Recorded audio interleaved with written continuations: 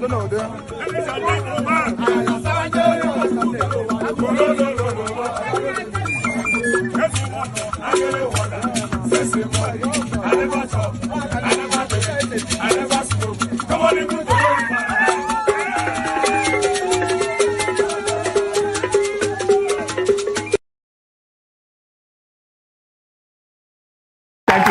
you so much for watching. Thank you. Have you subscribed? Yes, you. Have you subscribed? You. Yeah, before you go, click. It's free. Click.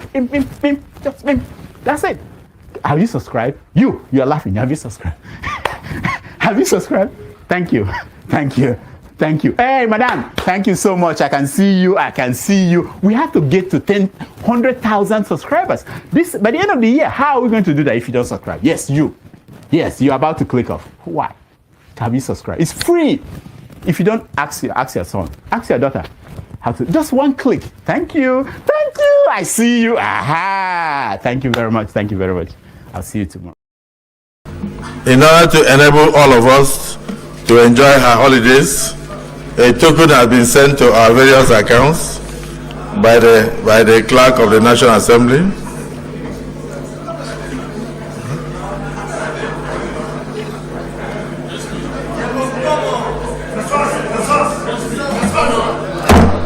I will not. I withdraw that statement. In order to allow you to enjoy your holiday, the Senate President has sent prayers to your mailboxes. To assist you to go on a safe journey and return. This Senate.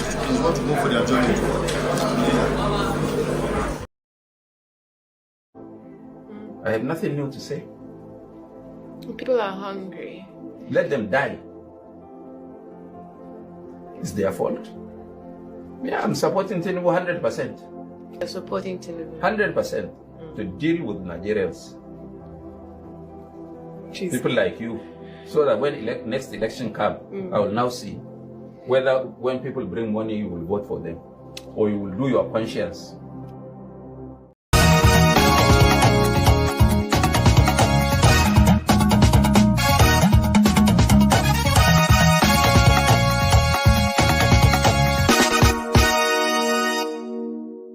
Of the United States and other partners, we believe that a turning point has been reached. 2 months ago in this very room, we signed a Declaration of Principles, a first tangible step to break with deadlock and chart a path towards peace. Today, that choice takes shape and sustained efforts have come to fruition. With this peace agreement, we open a new chapter. And the agreement raises hopes for an end to around 3 decades of conflict, with both sides committing to ending support for armed groups and disarming them. The security aspects aiming at ending the violence, it is hoped, will lay the way for economic cooperation which could bring billions of dollars of investment to the Great Lakes region, which is rich in minerals.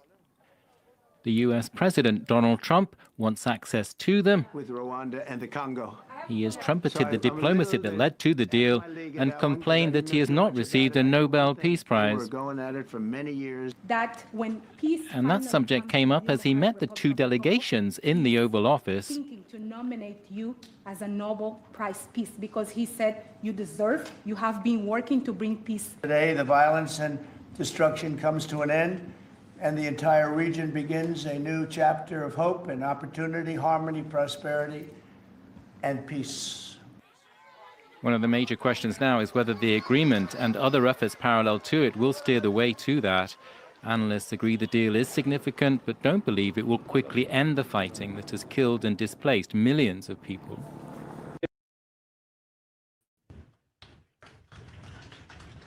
To all of you,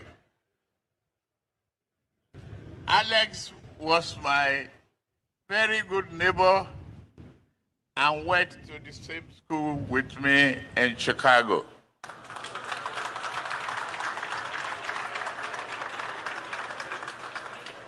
Never did we dream that I would be in this position as the President of the Federal Republic of Nigeria, and Alex will be a successful businessman from Belarus to bring about a very successful collaboration and bilateral relationship that will promote economic prosperity and future of our two countries. Alex, thank you very much for everything.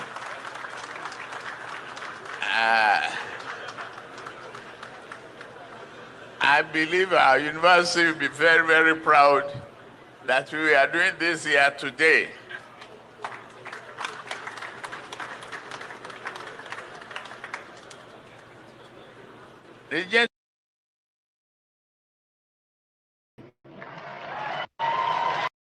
Doing well. Because Ebola Tinubu is doing well too.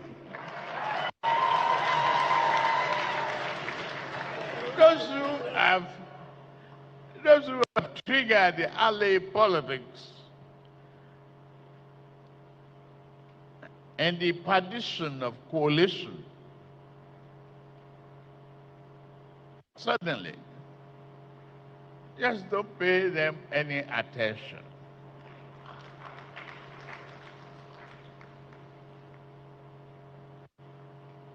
They are the political IDPs. Don't give them a home. The hope is here. Sule is doing well. We will support whatever a Governor Sule brings about to work harder for the prosperity and renaissance of Nasarawa State. That's what we stand for.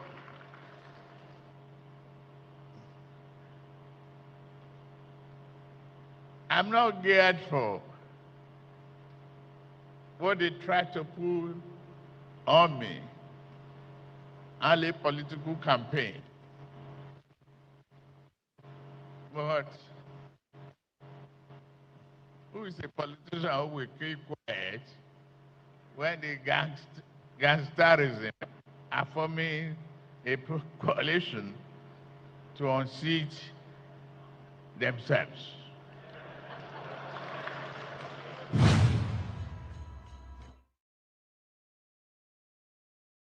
The interests, the will of Rivers people, but it will benefit two of them. Tell you, the mistake Fubara have done. Peace is good. We wanted peace in Rivers State. We all agitated for peace. That was why we were speaking out against the injustice that took place. But we will believe in a peace that will carry everybody along, not one section of people. Look at every faces you are showing here. Tell me who is supporting Fubara in the midst of this gathering. It's just him alone. He did not even go for this meeting with his deputy governor. Does that not show you himself is a greedy person? Where is your deputy governor? Where are your commissioners in all of this? Where are the leaders and stakeholders who stood by you? Where are the Asare Dokubos who stood by you, who fought for you?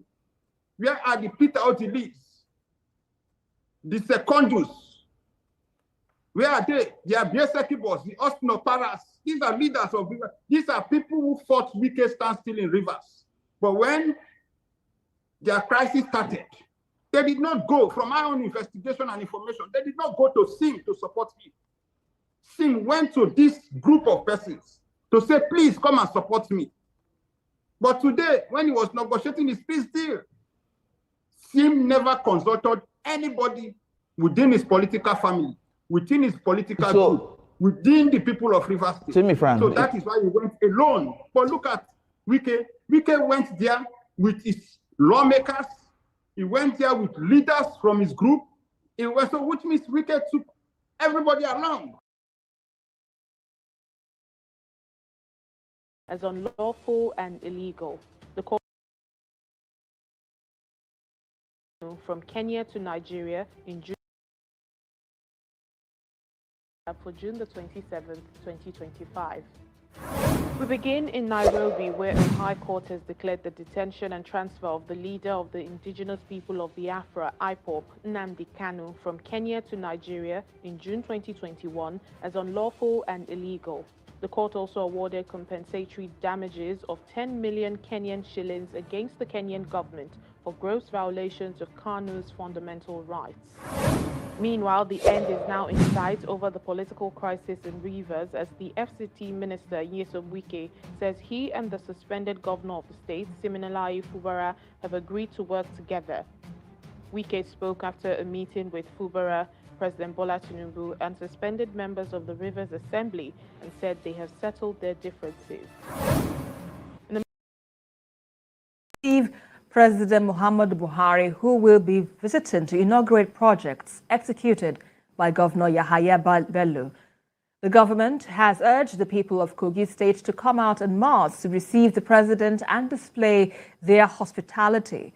In this journalist hangout midweek special, Babajide Kolade Otitoju was at the state-of-the-art reference hospital, Okene, and others due to be inaugurated by the president, and files this story.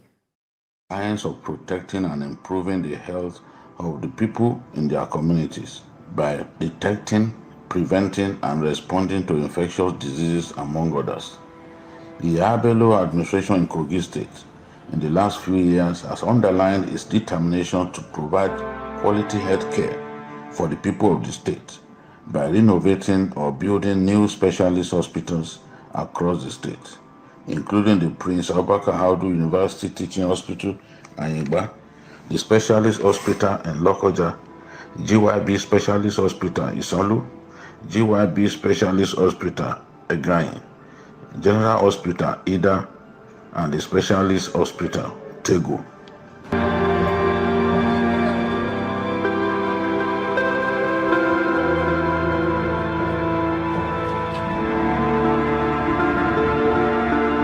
However, the reference hospital in Okene ticks all the boxes. It is without a shadow of a doubt one of the legacy projects of the Bello administration, one which is meant to address the issue of medical tourism, which costs Nigerians about 664 billion every year. Okene Reference Hospital is also meant to serve as teaching hospital to the Confluence University of Science and Technology, a specialized university established just before the end of Governor Bello's first term in office. I had heard of Okene Reference Hospital and seen beautiful pictures of it in the online media, so I decided to travel to Okene to see things for myself. Located on the site of the old Okene General Hospital, the reference hospital boasts of a giant standalone building where all its wards are located. I was met on arrival at the hospital by Engineer Kabir Suleiman, state consultant, who handled the project. He spoke about how long it took to put the project to bed, as well as some state-of-the-art equipment installed therein. Behind us here, you can see the Okene Reference Hospital, 100% completed, fully furnished, fully equipped. Tell us some of those things. It has CCTV everywhere. Everywhere you are in this hospital, you are seeing somewhere. Somebody is somewhere watching everything that happens, both in and outside. Every action that happens in and outside the hospital complex. Then it has an internet facility which is meant to help the doctor to make research whilst they discharge their duty as medical doctors here. He also described how challenging it was to work on the project and meet the governor's expectations. It was a talk of war. You know, that is why it is good sometimes when you have people of our age supervising a project like this. You can give it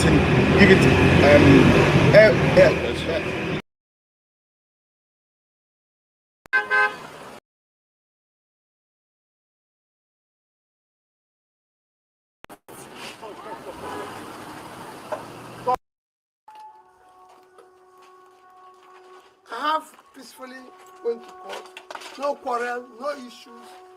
We will.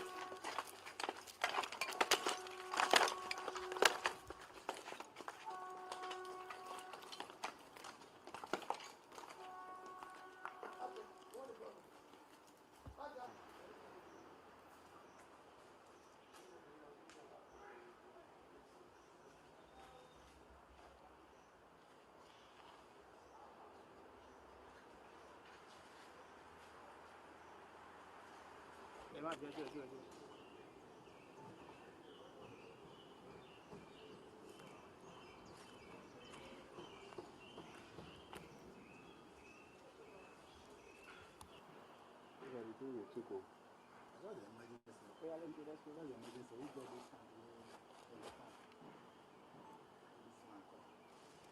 the glasses gone.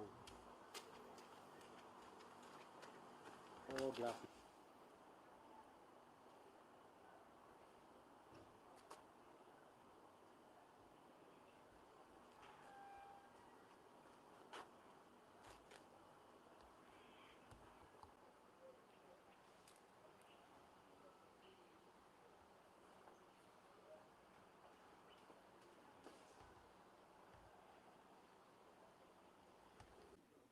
Just yesterday, just on Sunday, I came back from the US.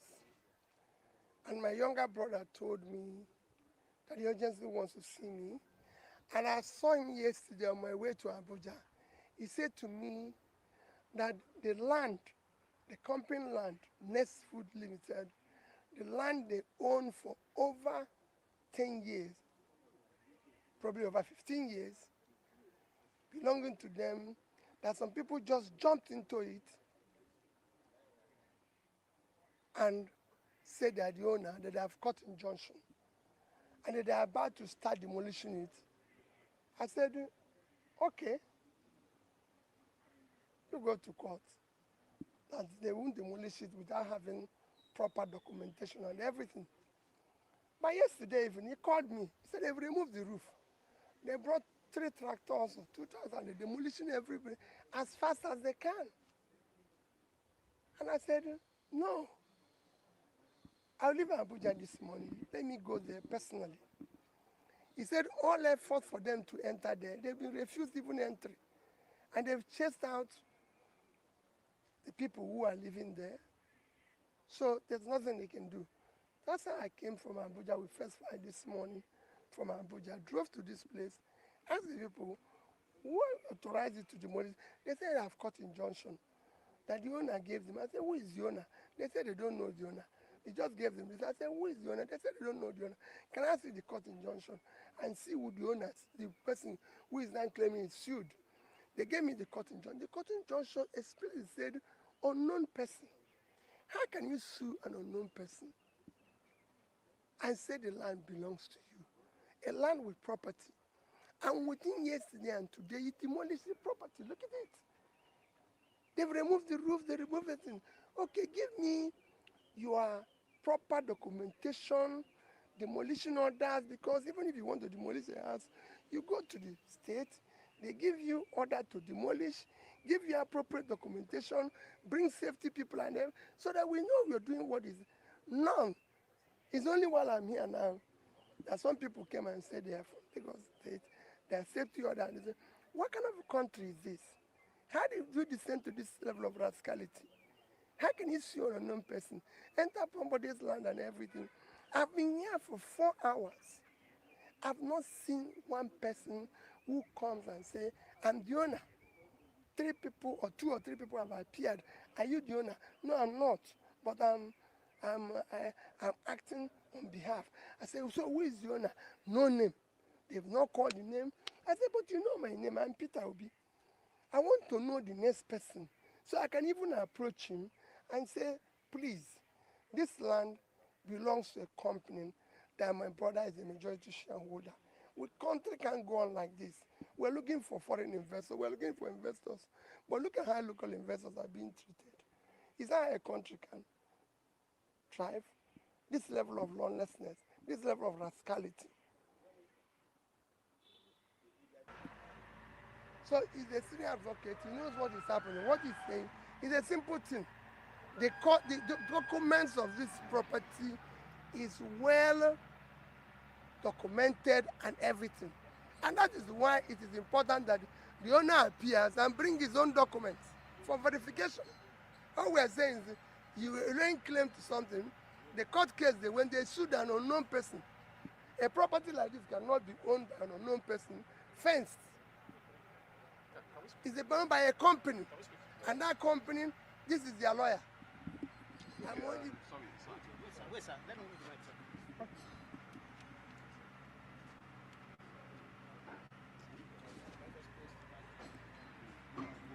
Okay, sorry, where is the going? Where is it going?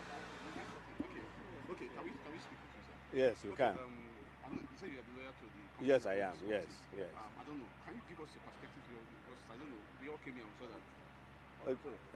On Friday, just this last Friday,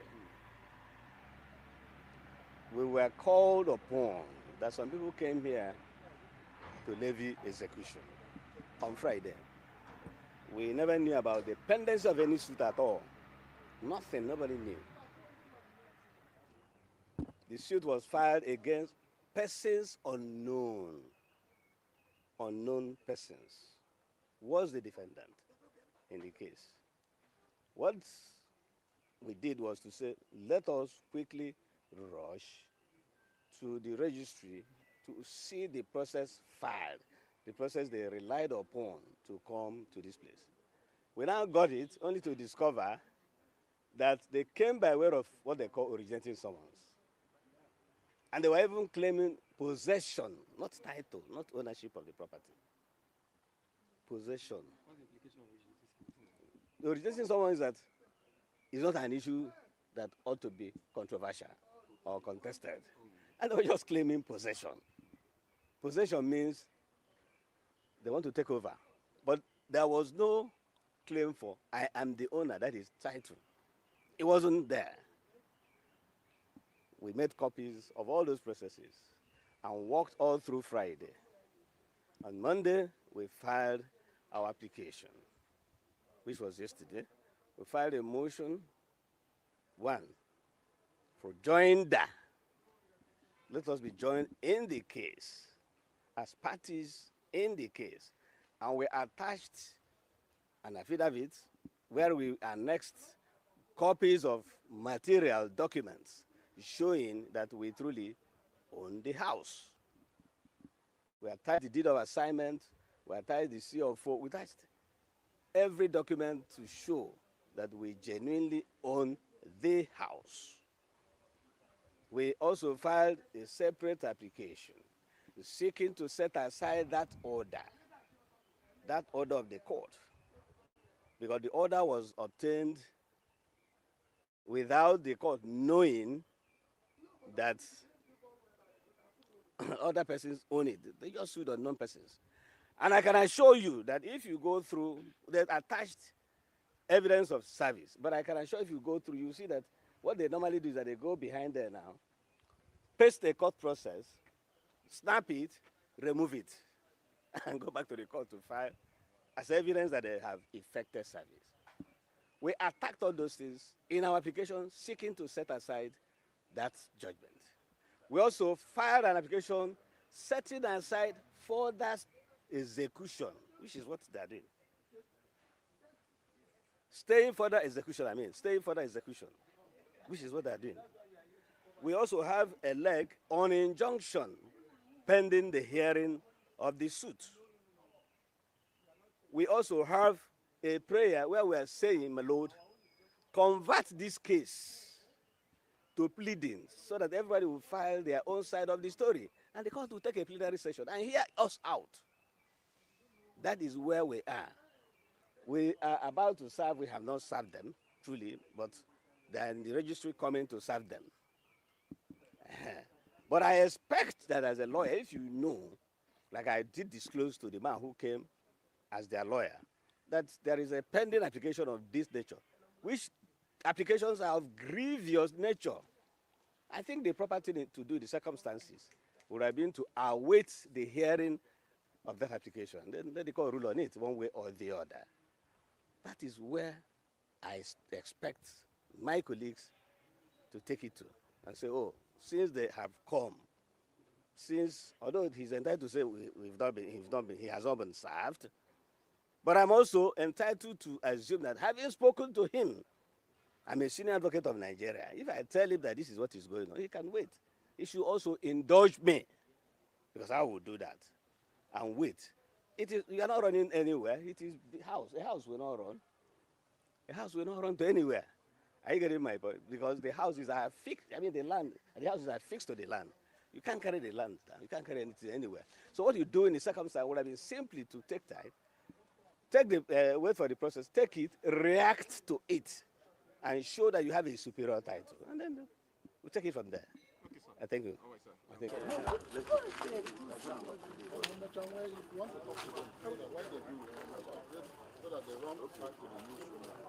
Thank you.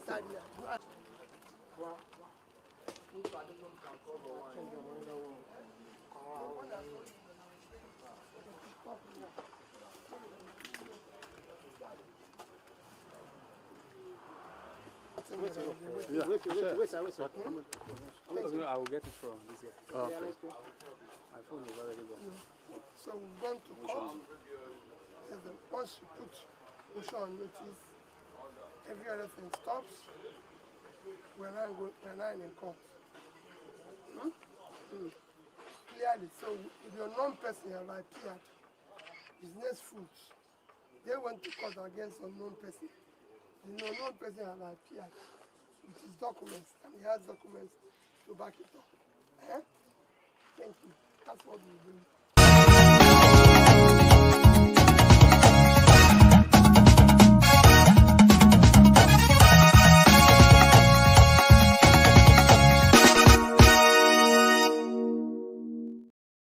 With internal strife within the party. The All Progressives Congress, the national chairman, Abdullahi Ganduje, has officially resigned from his position. Although his resignation letter was attributed to his health grounds, party sources say it has to do with internal strife within the party. Senior reporter Habida Lawal reports.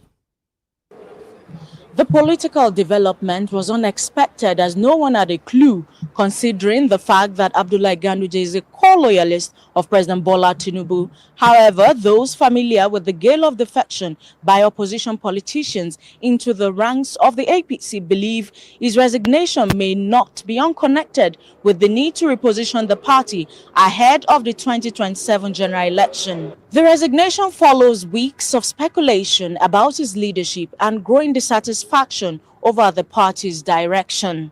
Insiders reveal that internal divisions and disagreements over candidate selections for the forthcoming elections contributed significantly to his resignation. Abdullahi Umar Ganduje was elected as the national chairman of the APC on 3rd August 2023.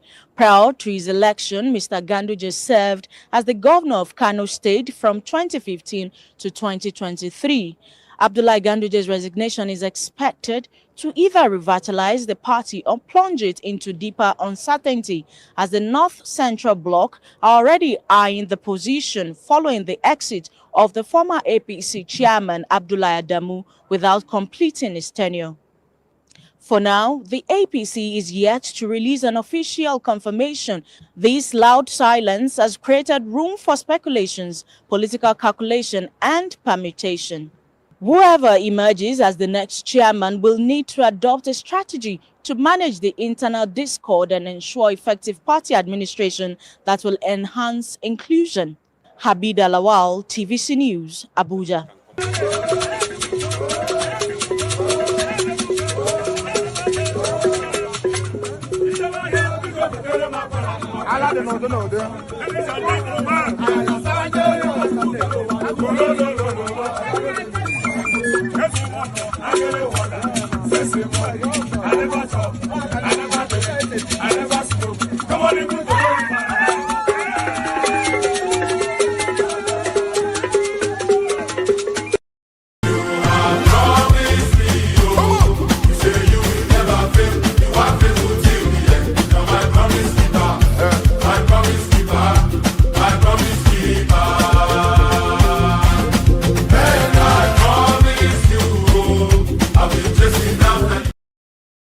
$1,911,844,833 naira and 46.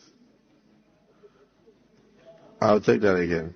1,911,844,833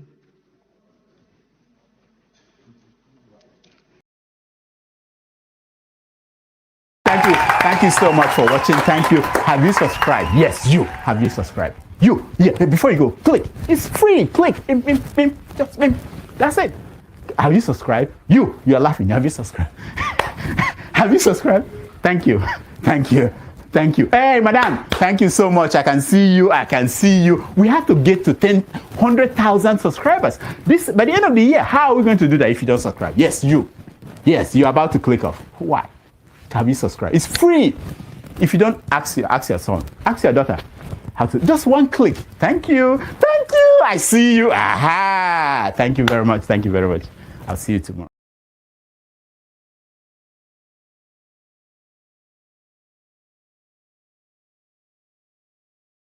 And I am ready to die defending Nigeria in whatever way.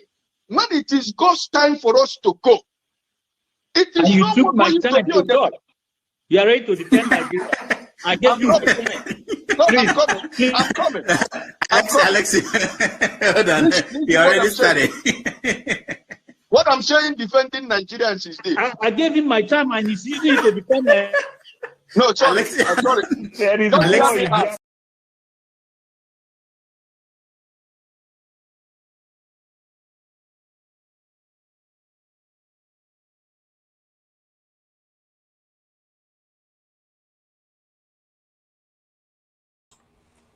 Hello, ladies and gentlemen, faithfuls, fellow,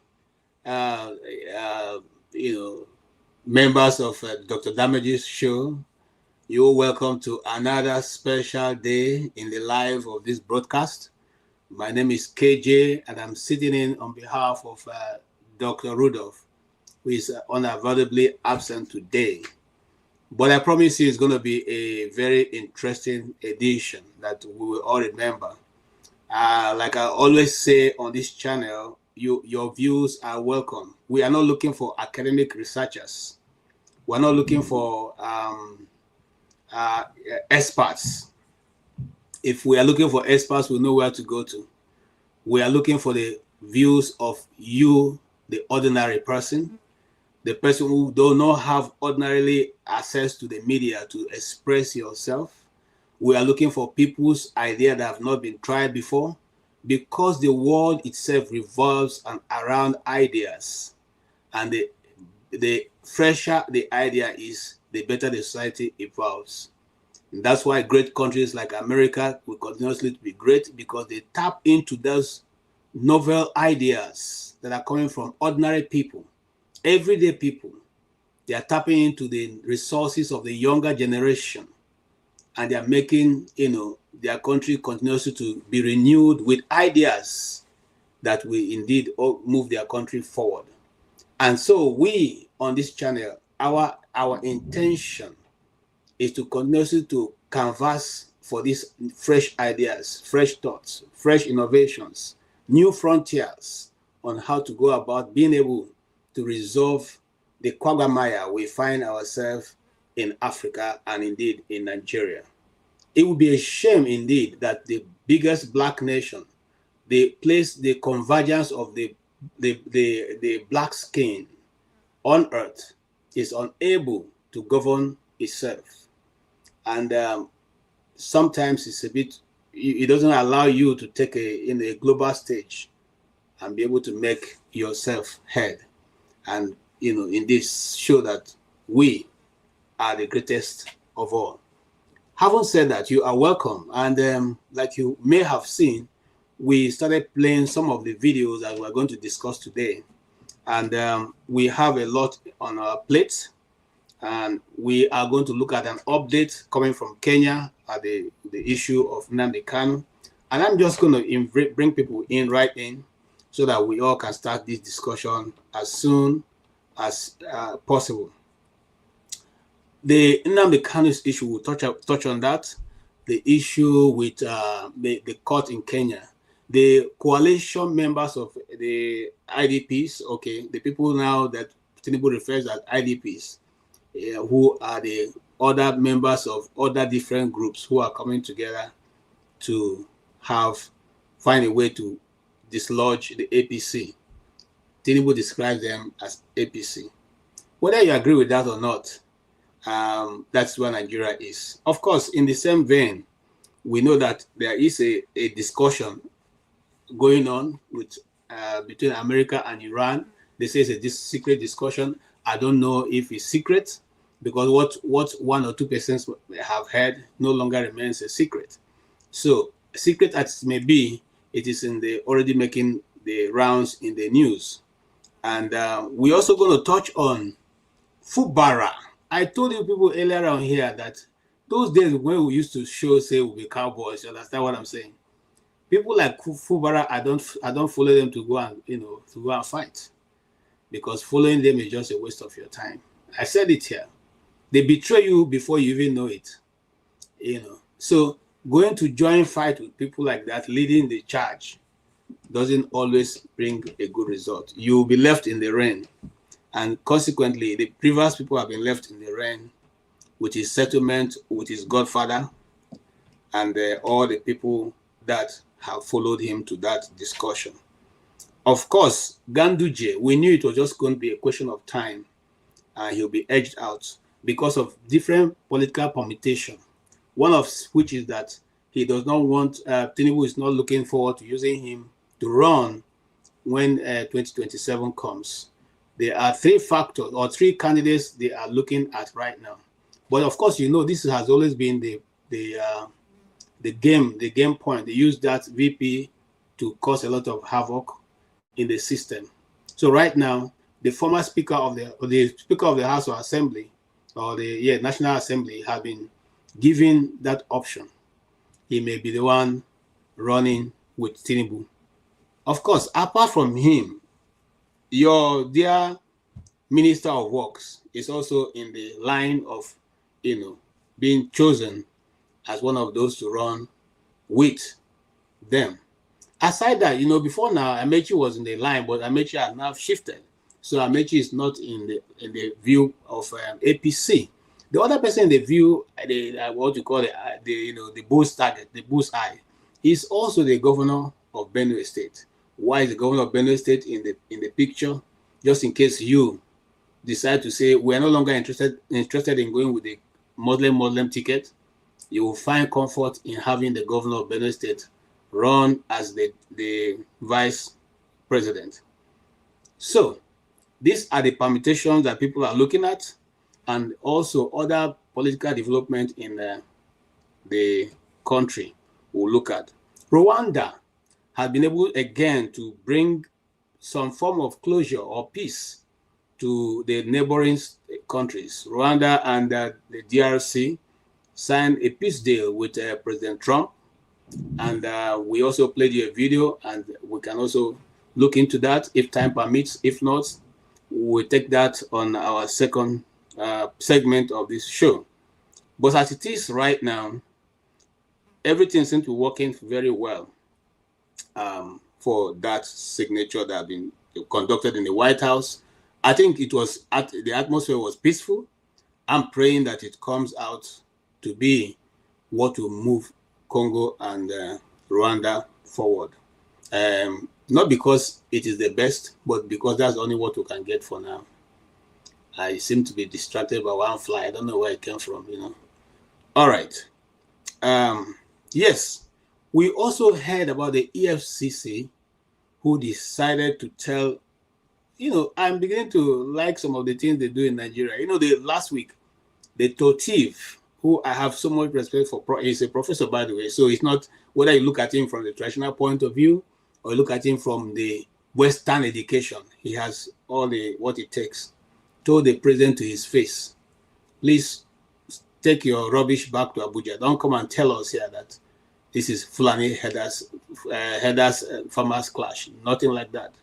So again, EFCC maybe have taken a toll from there and told Yahya Bello to his face, who had applied or in the court told them that he wanted to go for a medical treatment. So, and EFCC said, no, you can't go. You have spent so much money, developing specialist hospitals in Kogi State. In fact, you shouldn't even go beyond your village, because there are many hospitals in your village which you developed. Why go abroad to go and seek for medical treatment? If this is what our government have been doing, Nigeria would have been much better country if you spend so much millions to do medical treatment, medical facility. You should be able also to what? Use those hospitals. Nobody remembers that Abacha never left Nigeria for one day to go and treat himself anywhere, for the years he spent. And that is the same person who built all that. Miriam Abacha's hospital, it still remains an outstanding project in Nigeria before the evil people came and took over and ran it down. It was a reference point in Africa. But today, people have spent more money, double the money that was spent in building Miriam Abacha Hospital, now called National Hospital. They have spent twice that amount, and yet what they built is not close to what Miriam Abacha was able to do as a national hospital. Gentlemen and ladies, there was a tweet that I saw that was quite, shocking to me. And the guy said, if you continuously to save one naira, you may never be able to even realize $1. It takes you. So whatever that means, man, that is where we are now. Those who say Nigeria is getting better, oh yes, it's getting better. Those who say Nigeria is there's no challenges, oh yes, there are no challenges. The leadership have done so well. It's just that it's like we're walking backwards. Because when I was growing up, my dad told me that it used to be paid then, sometimes 20 naira, sometimes 25 naira. And that was able to take care of everybody in the family. Today, 25 naira, in fact, if the 25 naira cannot buy you sweet. So the question be, are we really making progress? We are quick to always using other nations who are not doing better than us as an example. Why not use countries that are doing better than us as an example? Why don't we talk about countries whose people are enjoying and living a better life than we, and aspire to be like those people, than aspiring to use countries that are not making way as a measure for what we ourselves should be having in Nigeria. I'll leave you with this so that you know the reason, and maybe that's where we'll start. Why EFCC said that Yahaya Bello cannot go abroad for medical treatment. Babajide Kolade Otitoju was at the state-of-the-art reference hospital, Okene, and others due to be inaugurated by the president, and files this story. Let's share that with you.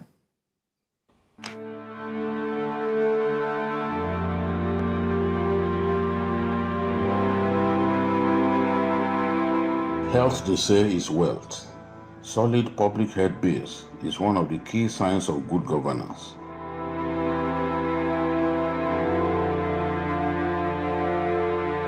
To this end, governments spare no effort in promoting public health, which has to do with the science of protecting and improving the health of the people in their communities by detecting, preventing, and responding to infectious diseases, among others. The Yahaya Bello administration in Kogi State in the last few years has underlined its determination to provide quality health care for the people of the state by renovating or building new specialist hospitals across the state, including the Prince Abubakar Audu University Teaching Hospital, Ayingba, the Specialist Hospital in Lokoja, GYB Specialist Hospital, Isalu, GYB Specialist Hospital, Egain, General Hospital, Ida, and the Specialist Hospital, Tego.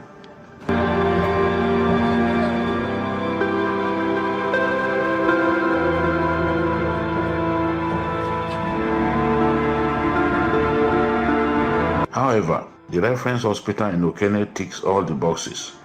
It is without a shadow of a doubt one of the legacy projects of Yahaya Bello administration, one which is meant to address the issue of medical tourism, which costs Nigerians about 664 billion every year. Okene Reference Hospital is also meant to serve as teaching hospital to the Confluence University of Science and Technology, a specialized university established just before the end of Governor Yahaya Bello's first term in office. I had heard of Okene Reference Hospital and seen beautiful pictures of it in the online media, so I decided to travel to Okene to see things for myself. Located on the site of the old Okene General Hospital, the reference hospital boasts of a giant standalone building where all its wards are located. I was met on arrival at the hospital by Engineer Kabir Suleiman, state consultant, who handled the project.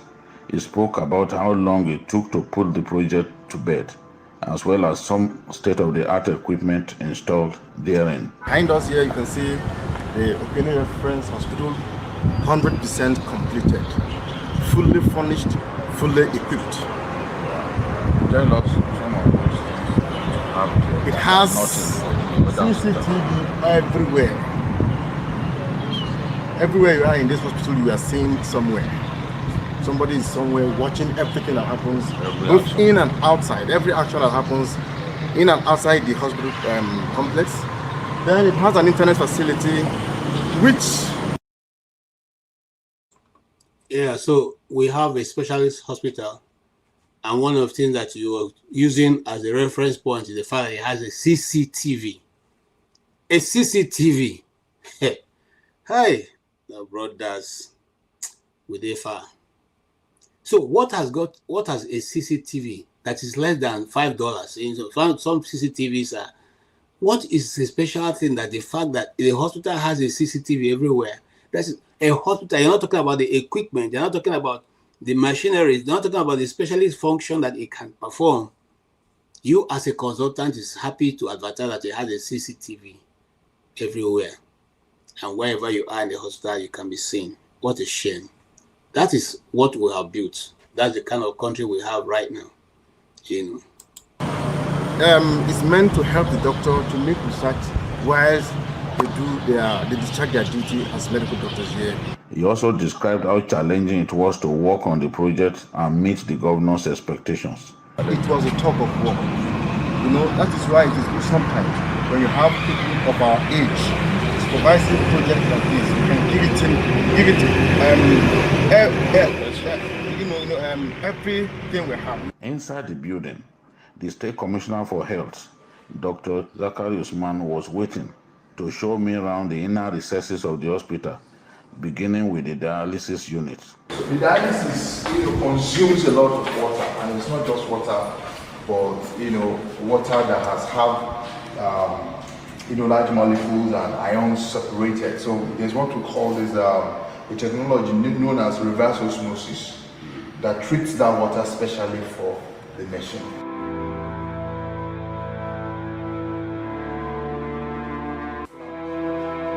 Mammography unit. This is a 3D, a three-dimensional mammograph, and it's a xenograph procedure machine. This is what the latest technology, that is. Yes, latest. Exactly. I had the privilege of seeing the maternity ward and the labor theater. Premature births, babies born more than 3 weeks before their estimated due date, stand a good chance of surviving, given the quality equipment here. When they come here and the labor seems to be delayed for any reason or there is no indication for even normal labor, they actually go into the labor room theater. The other thing is the phototherapy machine. When a child is delivered, some of them come out with jaundice. So they are put under a regulated, light, and that light will help.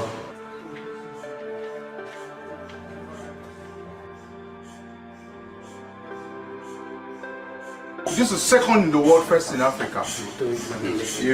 And some of the features are because of the helium usage. The other machines can actually utilize about 2,000 liters of helium, but this one just about 900. During a conference call with the manufacturers of the Signal Prime MRI equipment, the makers confirmed that the MRI machine installed at the reference hospital Okene is the first of its kind to be installed in sub-Saharan Africa. His Excellency Alhaji Yahaya Adoza Bello has been very ambitious and very decisive in equipping this hospital. So when I told you that this is the best hospital in Nigeria, in Africa, most have not been to other parts of Africa, it could as well be the best in Africa. Yeah, so you can see that okay, let me share a story here. There was a time Nigeria was supposed to be switching to the HDV system from the analog, which were operating, which were the DVs. And some of us who were professionals in this formed a group and went to meet a minister to say, look, we've heard from the grapevine that you are planning to upgrade those cameras and those equipments to a HDV. That is like upgrading a Beetle, a Volkswagen, from being a Volkswagen to a Mercedes or a trailer. That's the right word. That's right. This thing. It does not work. There's no way you can convert a Volkswagen Beetle to a trailer. So the outright thing to do is to discard those equipment and get fresh equipment. It will cost you less than trying to convert those things. But when we left, the experts in the ministry, just like this guy now is calling the manufacturers, and said to the manufacturers, oh, some people just came now and said this cannot be possible. Is it going to be possible? The man said, of course it's going to be possible. We have been doing it for other nations. In fact, what we want to come and bring to you is going to be a first class, never anywhere installed, any part of Africa. And so they went along with those expertise who came from outside, because once you are a black man, your expertise have some, it has a limitation, especially if you're talking from Africa. So they went with that expertise advice. Those of you who watch NTA, at the time, shortly after Dora Akunyele left and during the Dora Akunyele time, you notice that the pictures were stretched out as if, it lost that dimensional view which the HDV was supposed to provide. And then it became, stretched, totally stretched, looks very, unnatural. But that's because they went ahead to install those equipment. And consequently, it didn't work out. Anyway, that's exactly what this man is doing right here. He's calling the manufacturer to tell them what the equipment can do. Boy, oh boy, do you expect him to say it is you are just getting something that you have got? No, who will not pray? In fact, Africans will have a proverb that monkey, which person go say him picking no fine. Monkey no fine, but mama like him. So that's what they are doing here. And so I totally praise EFCC for not agreeing to allow him to go anywhere. Let him go back to these hospitals and be treated there. I was not mentioning words. This here is a Revolution Magma CT scan machine, 128 slides, top-notch, high-tech equipment, cutting-edge technology, betting here, just like the MRI machine. From the radiography unit, we move to the game-changing oxygen production unit. This is a plant that helps us to generate our own medical oxygen, And if you look at it, starting from here, this is the entire contraption that makes the plant. Very good day, between 7 to 10 cylinders per hour, and between 140 to 150 kg cylinders per day. What it means is that we can actually generate the oxygen for consumption more beyond the needs that we have in this state. So we are also creating a niche. We're creating opportunities for Kogi State is in the center of this country. We're bordered by about 10 states. And from the last time I've checked, none of these states have an oxygen producing plant. Dr. Zachary told me how proud he was to be the Commissioner for Health in Kogi State at this time. He said any commissioner for health in the world would like to have the kind of equipment the Okene Hospital, and others have. He is immensely grateful to the Kogi governor for his decisive intervention in the Kogi State health sector. I think I'm having the best of my life, the best of time so far, because any commissioner anywhere in the world will be glad to have these things happen during his time as commissioner of health.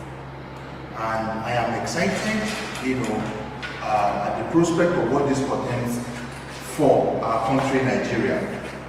I'm very, very, very, very happy and always, at all times, grateful to His Excellency for the opportunity that he has given me this time and to have this happen during my tenure as a commissioner of health. The Ahmadu Bello University trained medical doctor and public health expert with an impressive private sector background also told me that the specialist hospital in Lokoja is 96% completed. All that is left is just finishing touches, the aesthetics and putting the machines where they should be.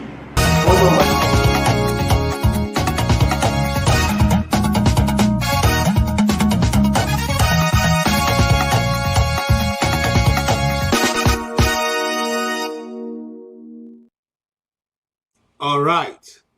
I needed you guys to understand. I'm sorry if that went a bit too long, but I needed you to understand why and on what grounds that the EFCC is standing to refuse to grant bail to somebody who has taken over how many, billions of naira from his people and now wants to go outside. After building all this beautiful, well-equipped hospital, you want to go outside and go and receive treatment. What kind of treatment are you going to go receive when you already have it in your backyard?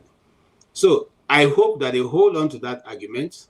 I hope that they insist that he's not going anywhere. And I hope that at the end of the day, justice will be given back to the people of Kogi State. If we have been doing this, I can assure you that Nigeria would have been a better place. Yeah, those who build ASO Clinic will have to be treated in ASO Clinic. If it becomes too much for ASO Clinic, they will be treated in National Hospital. If it becomes too difficult for National Hospital, they'll be treated in one of those specialist hospitals in Nigeria, but not coming abroad. Because that is why our country is not moving forward. I'm not saying this because I don't like Yaya Bello, the white lion. I'm saying that because you cannot spend so much money and yet the people are not giving any service and nothing happens with you. Let him be there. Let him treat himself in those places and let whatever is worrying him. In fact, it's even better for him to treat himself in his community, because if he doesn't work well with the Oyibo treatment, he can seek native, you understand, native something for him to go along and treat himself. Other than going to Oyibo people who may not understand exactly what the problem is with him. Let him go to a local hospital in Kogi.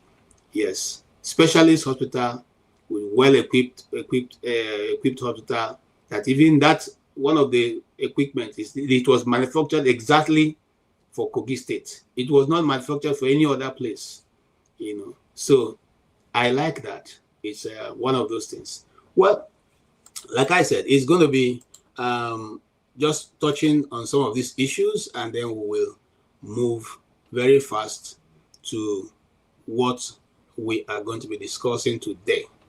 All right, having said that, there's also a news item that shocked everybody, and that's the one of Peter Obi's brother. Peter Obi's brother has been in business for over 40 years. But this same property was acquired more than, I think, 2009 or thereabout, if I still remember the interview that I watched earlier on.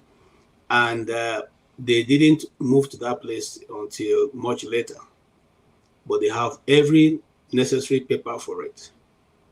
And then, before you say Jack, people come. And I've witnessed this thing before. This is what they do. They go to court. They get an injunction against you. They come to your gate whilst nobody's seeing. It can be the back side of your gate.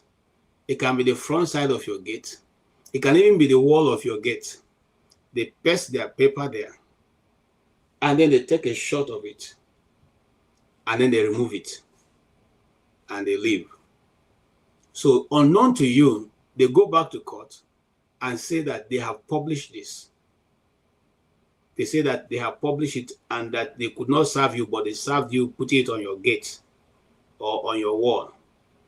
And they will show the picture evidence of that thing being on your gate with your gate number on it. So, in other words, the court assumes now that you are refusing or running away from taking that summons, and they go ahead and then begin to take out action against you. That's exactly what happened in this case. The intention is already known.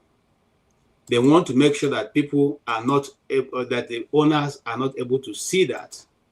So they come when you are not available and they put it on your gate and they take a shot.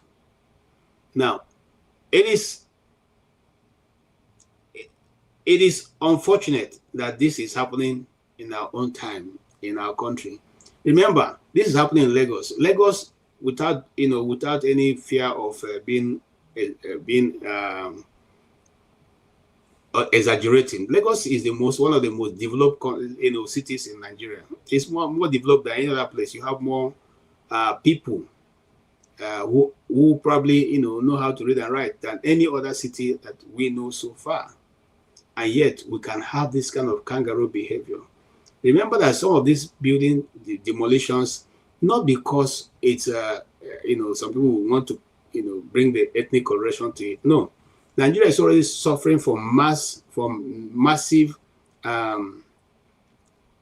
housing problem, and every day all around the nation they go out and they keep demolishing houses. You are even reducing from the little that you have, thereby putting more people in the street without a house. I don't know what kind of governance is that. I don't know what kind of governance is that. So, if you ask me, I will say, well, maybe there's a heightened level of wickedness amongst our people, and yeah, I see that Show is on the show. Show is on the show.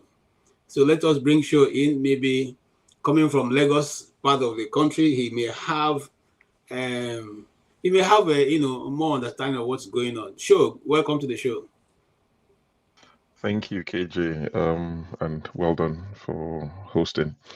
Well, the Peter Obi story, I saw it, and good afternoon to viewers from little beautiful England, viewers, people in the comment section, those who are saying KJ is having a monologue. No, it's just that people have not joined. By now, you should know your host now. KJ know the hold mic. If people are backstage, you bring them on. So don't be tired. If you're tired, join the panel. Let's enrich the conversation. But shout out to the people in the comment section and to those who would watch much later. With regards to the demolition of building, Peter Obi's brothers building in Lagos, it's quite pathetic. The way Lagos State have come out and to say that, they didn't do it. And they sent a guy, I think it's a commissioner, I can't remember his name, and it went on TV. I saw parts of it. And it was, and it was saying, it's irresponsible of someone like Peter Obi to be going on social media to accuse Lagos State government. They didn't do it. And I can't remember if Peter Obi expressly accused Lagos State government when he spoke. I don't think he did. And they asked this guy a question, which honestly I couldn't believe the answer he gave. And no, actually, he said they didn't do it. And they said, who did it? And they said, it's a case of two fighting. Somebody else is trying to lay claim on the property. And he said, most likely it will be those people that went to demolish. And the journalist said to him, are individuals allowed to go to another man's property and take it down? And he said, I don't think so. He wasn't even assertive to say, no, they cannot, or yes, they can. And you begin to wonder, that's a commissioner. saying that he doesn't think so. So basically, KG, you and I can have an argument. This is my land, is not your land, is my building, it's not my building. And I would just go to one court and get one injunction and go there and bulldoze the whole thing. I mean, that just reeks of incompetence on the part of the government. You know, nobody should have the right to go to another man's or a property you're fighting over and go and take it down. And like you rightly said, we have shortage. We shouldn't be tearing down houses. And this is not just Lagos. I've seen videos of some in Benin, some in Enugu, some in, I mean, we don't have enough houses. Even if you want to repossess these buildings, as the government, you can repossess it and repurpose them. Why do we just get so excited and just take bulldozers and tear buildings down?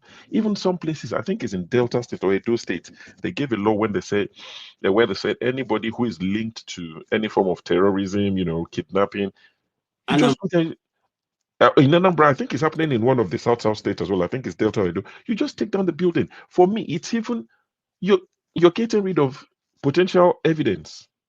Yes. You go to a crime scene and you just take down the building. I don't know why we get so eager and excited to take down buildings. We don't have enough of them. Give people the chance to regularize some of these things. Even if they've built on land, as long as it's not in the canal, on the canal, or on the waterways and all these things, you know, no hazard. They've just built, they've not paid ground rent or whatever they're owing. Let them know and say you have to pay by this date or whatever, or you can repossess it and repurpose it. So this idea of knocking things down, honestly, how long does it take to build these structures? And you knock it down in 5 minutes. So I think we can do better as a people. And this is not just Lagos State. It happens a lot more in Lagos State. And Lagos State, you know, of course, we talk about them more because, of course, it's Lagos. You know, you can't talk about Nigeria, not talk about Lagos. So maybe that's why they're in the news a lot more. And obviously, Peter B is involved in this. So people are reading, you know, is it a political undertone? Are they targeting him? If they can't get him, can they get him through his brother? You know, so all that. I mean, you can't blame people for such permutations. You know, so and that's even more reason why I would have thought the people behind this would be more careful, because you don't want to set people off. I mean, if they're obedient, if Peter B's people just decide to be radical and just go crazy and say they've done this to Peter B, we're just going to go riot, we're going to burn things down. That can happen. So, you know, we need to be sensitive how we handle these sort of things. Going forward, I hope that we will do better as a people. All of us do better as a people. Thank you so much. Okay, and then my brother and friend, Mr. Yaya Bello. I don't know if you follow it, because you know I went to an out of my way to look for that video, because I know when Mr. Tutojo did that documentary for that hospital in Kogi State, you know. So I went to look for it because I wanted to know whether it is not the same Yaya Bello who built more than 9 hospitals across Kogi State with 2 specialist hospitals. Now wants to go to the US or UK to go and treat high blood pressure. What do you say about that? No, again, please I'm not trying to make you laugh, but is it that when you go to hospital, you yourself who built it cannot go there or something? Is there a law against it? It is time to jackpot now. You think it's the only poor man they jackpot. It's time for the White Lion himself to jackpot. I didn't see this video until you shared it. It's one of those news that I missed when it happened, and it'll be quite interesting. Now, I don't watch TVC at all. There are channels I don't watch. I don't watch TVC at all. TVC, and this particular journalist that went there, I can't listen to him for 5 minutes. There's a way he speaks that fortunately, sorry, I'm not cutting you. He's a good friend of mine. I did a UNDP walk once with him in Lagos State. I had to travel to go do that. He was the one who came from the other agencies. I came from the UNDP in Abuja, and he is a very pleasant fellow. In fact, I liked it. In fact, let me go out of my way to trying to keep in touch with him because it was just so pleasant. But all of a sudden, man, I don't understand this guy. I mean, I don't understand. I mean, what's wrong with Nigerian journalists? I don't know him personally, but the little I've seen on it, of him, every time he talks, there's a way he speaks that it's not pleasant to my ears. So he might be making sense, but there's a way he talks that just puts me off. It's like what they the Americans call here, you know, are you slow? I don't want to put it that way. Yeah, So but it'll be interesting. Pleasant fellow. Which is fantastic. I don't know him personally, so you know, I've just spoken on the way he presents. That's what I don't like or enjoy. It'll be interesting to see if he has commented on this plea by the White Lion, Yaya Bello, to travel abroad. Since he went to Kogi and he did this extensive, which I think is good reportage, of these buildings, of this hospital, it'll be good to see his comment to say, I remember going to this place, and for him to play these videos to his audience on TV to say, look at what I did, look at what, you know, when I went there, they built this. In fact, the hospitals have CCTV. Can you imagine? Beautiful hospitals with CCTV. I left a comment. I said, my kitchen is fully functional. I have a massage chair in my kitchen. I mean, the first thing you spoke about a hospital is CCTV. I mean, how dumb is that? Anyway, so it'll be good if Mr. Otitoju can speak to Otito, because Otitoju in Yoruba means the truth is the most important. So, you know, I don't know how to put it. You know, the truth is, you know, yeah, exactly. It's premium. So it'd be good for him to tell people the truth and say, I went to this place a few years ago. These are the hospitals that His Excellency Governor Yaya Bello built. So, you know, why does he want to go abroad? It will be unfortunate if Mr. Otitoju does not speak about it, because he's directly, you know, involved in one way or the other. With Yaya Bello, it's not a surprise. How many times did Buhari use the Asoro Clinic? You know, like I've said, I work in and around the NHS in the UK. So National Health Service, like, you know, the hospitals, I work in and around from one hospital to another in my line of duty. So I meet a lot of doctors, a lot of JAPA doctors. And I was talking to one of the doctors who, I don't know if he's a recent JAPA, and he was telling me, he said he used to work at the Hospital Clinic. And it was giving me gist on, you know, how under-equipped the place was, how everything they tell us is just, you know, BS, that they've spent X amount of money. And he said, you know, the president never visited. I won't mention the president that was there at the time. I'll just leave that out. But he said, you know, the president never visited, because I don't want to expose this guy, you know. But he said the president never visited the clinic for anything, not even for headache. So the budget money for these things, excuse me, the structure that I saw in this your clip, it's beautiful. It would rival any structure in the world. In terms of structure, what they've designed, you can tell they traveled, they saw, you know, inspiration, and they built it. But what is left of that place today? Is it functional? You know, it's one thing to call the people that did the Sigma MRI scan and they're telling you it's the first in Africa. They will sell it to anybody that gives them money. It doesn't matter. It's not because they like Yaya Bello. If I go there tomorrow and I say, I want one in my house, they'll sell it to me. Yes. As long as you know they know that it's safe in my hands. Yeah, you pay them. That's what they're there for business. So all this idea of is the first in Africa, the first in West Africa, who cares? You know, if you want to tell me about something that's first in Africa, you tell me something that's relevant. Now, it's come to sorry, I'm not cutting you. Let me just give you a joke here. That's a friend of mine who was telling me about an Alhaji who never lies. He's a car dealer in Abuja.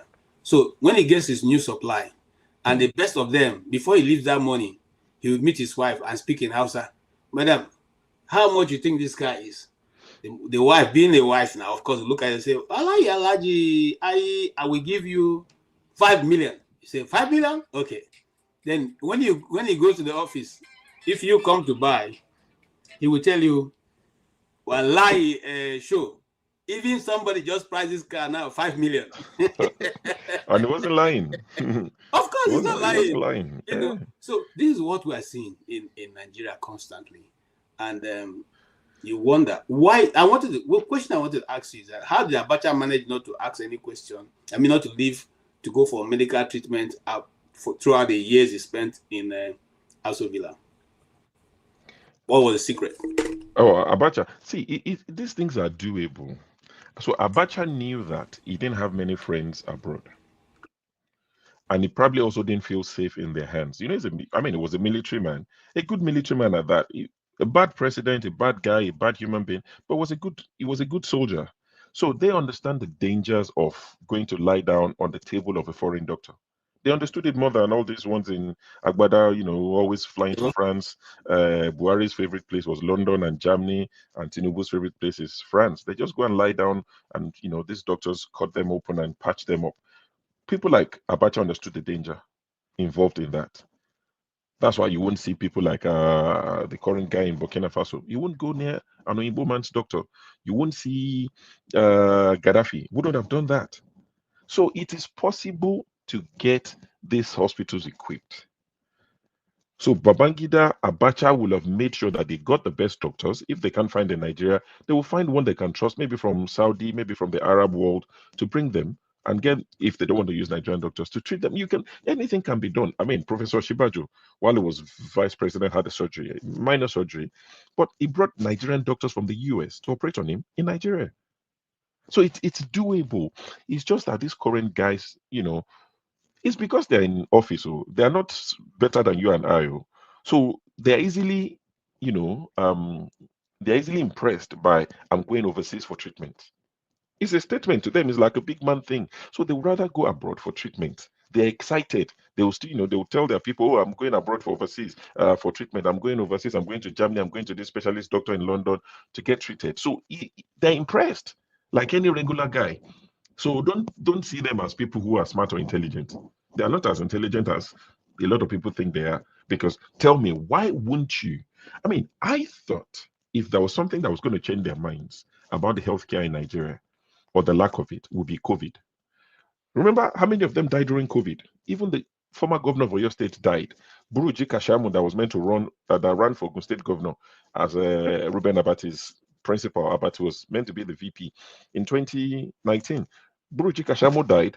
The former governor of Oyo State died, all to COVID. And so many senators and former senators, a few of them died because America and the UK shut their doors. Nobody's coming in, nobody's going out. I mean, like the rest of the world. All the doors were shut. You weren't traveling anywhere. So these guys were not able to travel overseas for treatment. And so many of them died. So I thought that would have opened their eyes to say, Omo, let's fix this, our healthcare. Even if it is going to be expensive and the poor man will be priced out, that they can't even attend it because it will be so expensive, let us build it so that the next time something like that happens, we have somewhere to go to get treated. If, God forbid, another thing like COVID happened tomorrow, so many of these guys will die again. Because they just cannot think. And maybe they can think. Maybe they can think. I'll round off on this. Maybe they can think because there's a reason why they don't invest in Nigeria. They are the ones behind destroying Nigeria. They know the amount of damage they are doing to Nigeria. They know it is not profitable to invest in Nigeria. And they keep talking about demarketing Nigeria. No. They themselves are the biggest demarketers of Nigeria because even from the money they steal, you would think they would invest some of it in Nigeria. They know that if you're smart, you take your money to the West and invest. So they don't. Maybe that's why they've decided not to build these hospitals, because they know it might not be profitable in the long run.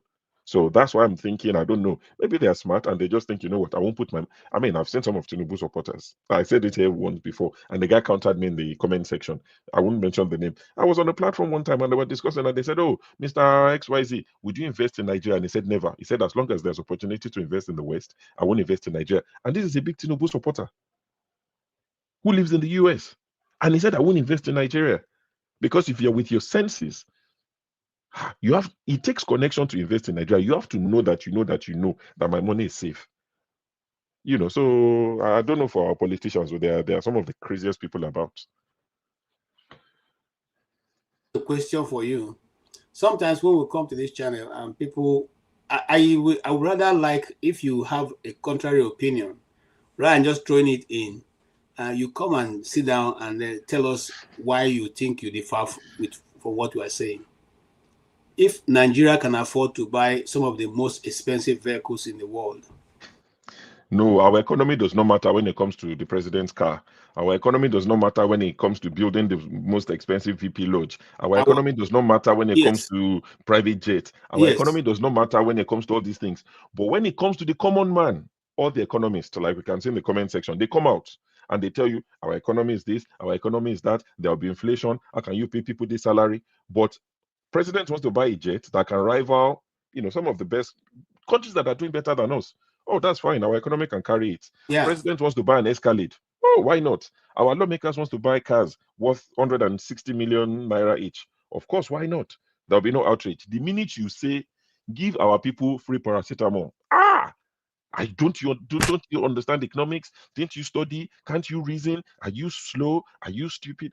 See, They say there's no way you support APC that you won't sound stupid. So, and my calling is not to heal people of their stupidity. You carry on. Carry on. Right. Thank you so much. And again, I don't know where to go to with these stories, but now, some of the comments that have been made concerning Ganduje is the fact that, and some people are finding it difficult to believe what you are saying, is that what is the problem with Ganduje? What do you see? Why do you think the government is going the direction it's going? I mean, it could be many things. There are so many stories out there, so many, people, everybody becomes a political analyst, par excellence. There's been cry from the people of the North Central to say they feel left out of all this, the sharing. If you look at the president is from Southwest, if you look at the VPs from Northeast, if you look at the Senate president is from South, and the deputies from Northwest. So the people of North Central are saying we need to get something. So a lot of people are saying it could be that they just want to zone the APC chairmanship to North Central, so that at least they feel like they have something. Of course, some other people have also said that they want like this could be the first move in bringing Kwakwanso into the fold, because remember, Kwakwanso was part of the people that went to work and made APC in 2015, I believe. So, and he's close friends with Bola Tinubu. Kwakwanso and President Tinubu are friends. So a lot of people are saying that, it might be that they want to use Kwakwanso as the vice president. And if he's from the same zone, geopolitical zone, as the current APC chairman, it wouldn't work. Well, ideally, it shouldn't work. So some people are speculating that Kwakwanso might be going to APC to run as the vice. But whatever it is, I am happy that they've gotten rid of Ganduje. I like Peter Obi's tweet. I mean, it was sarcasm. Peter Obi said that he wants to, I'm not sure, did he thank Ganduje? He said, he was just saying, well done, that people who are not qualified should be resigning. He said, if you know you're not qualified, just resign like Ganduje has done. I mean, people like Ganduje should not be anywhere near power. Is one name that I always bring up, because I cannot understand for the life of me how you can support a party whose national chairman, your Oga, was seen stuffing bribe into his Agbada, Babariga, on camera, and you support that party, and you defend it, and you print like you. Imagine if it was Peter Obi that was caught when he was governor, that happened. Just imagine that was Peter Obi that was caught doing exactly that. I mean, well, they will have destroyed his political career. It will have, anytime he speaks, they will just throw that video at him and say, you're a thief. You're a thief. So this guy, I keep saying it, these APC people, these their supporters, the ones that don't matter in the grand scheme of things, these ones that they send online, all these Bambiala online people. If you present them with Peter Obi tomorrow against Ganduje, they will vote Ganduje as president. They will tell you Ganduje is better. They will say, stealing money does not, you don't need piousness, you don't need a holy man to be president. They would make it seem like, what's the big deal in collecting bribe? They are that deranged, dangerous people. And this is why democracy sometimes, I'm slightly against it, because how can the vote of somebody that thinks like that be equal to my vote? God forbid that your vote and mine are the same. Thank you so much. But what, man of procedure, welcome. But I will come to you soon. I want to ask one more question to my brother, Sho. Sho, have you been able to differentiate Alibaba from the 40 thieves? All of them are one and the same. They say half a dozen and what is it again? 6 and half a dozen. It's the same. So won't you say we're in Alibaba in a 40 thief situation? Of course. Of course. Somebody is asking in the comment section that the king of Saudi used to receive treatment in UCH Ibadan. Yes, I can confirm that categorically from like source. It's not hearsay. The royal family of Saudi used to attend UCH Ibadan years and years ago to receive treatment. The same UCH Ibadan is the same UCH that my mom uses now or use now. And honestly, I can't even say it's a shadow of the old UCH. To attend UCH now, You have to pay to see a doctor. When my mom goes for an outpatient appointment, you pay to see a doctor. I think it's about 3,000 or 4,000 naira. It went from 1,500, and you have to pay in cash. They don't take card payment. You have to pay in cash so that it's not traceable. And they write, the receipt where they has carbon, where they put carbon under. Still, I'm talking today. They'll put carbon under, they'll write you a receipt, they'll tear it for you. Now, I don't know how much goes to the pocket of UCH, because they can easily get another set of receipts, and instead of the 4,000 that will reflect 1,000, everybody has to pay. Now, how many people can pay that? I'm talking the older people. So that is what happens at UCH. They told them a while ago, maybe like a year ago, that you have to pay for diesel fee extra, because UCH was totally cut off the grid because they were owing so much. And UCH will tell them, their patients, because we're going to put on the generator, you have to pay diesel fee to see a doctor. The same UCH. I mean, if we say now, they'll say our budget, what can our budget even, should we just shut down the country? Because our budget can't seem to afford anything. No, but think about it. You have to pay for diesel. I went with my mom in 2019. I was there in 2019 and recently. I went with my mom for outpatient appointment around 10 a.m. They had benches, long benches that people will sit down under the mango tree in the village. Those long benches, they had it in their corridors, for outpatient corridor.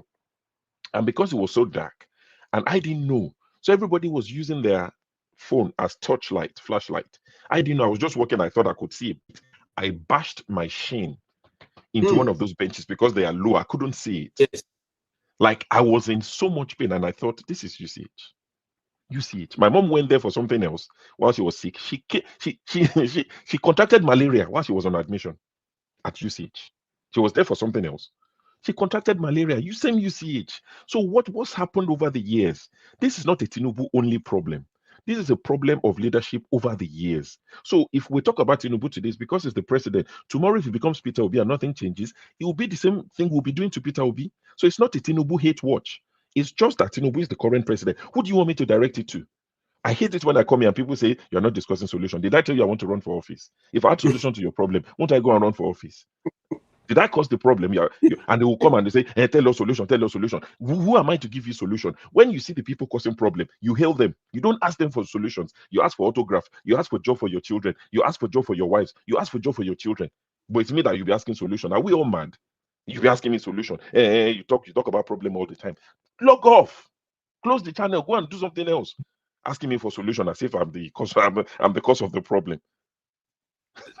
Thank you so much, sure. I don't, you see, you're just picking my mind, because sometimes when they come here, they expect that we have the magic wand, but they forget that none of us here is an elected official of Nigerian government. We're just people who have decided to come together to try to throw in our idea to see whether somebody out there will pick it and decide to run with it. And that's what it's all about. And welcome, my man of prestige. So far, you've been following us. What do you think? I've not been following, and I just joined you. How you doing, show? Okay.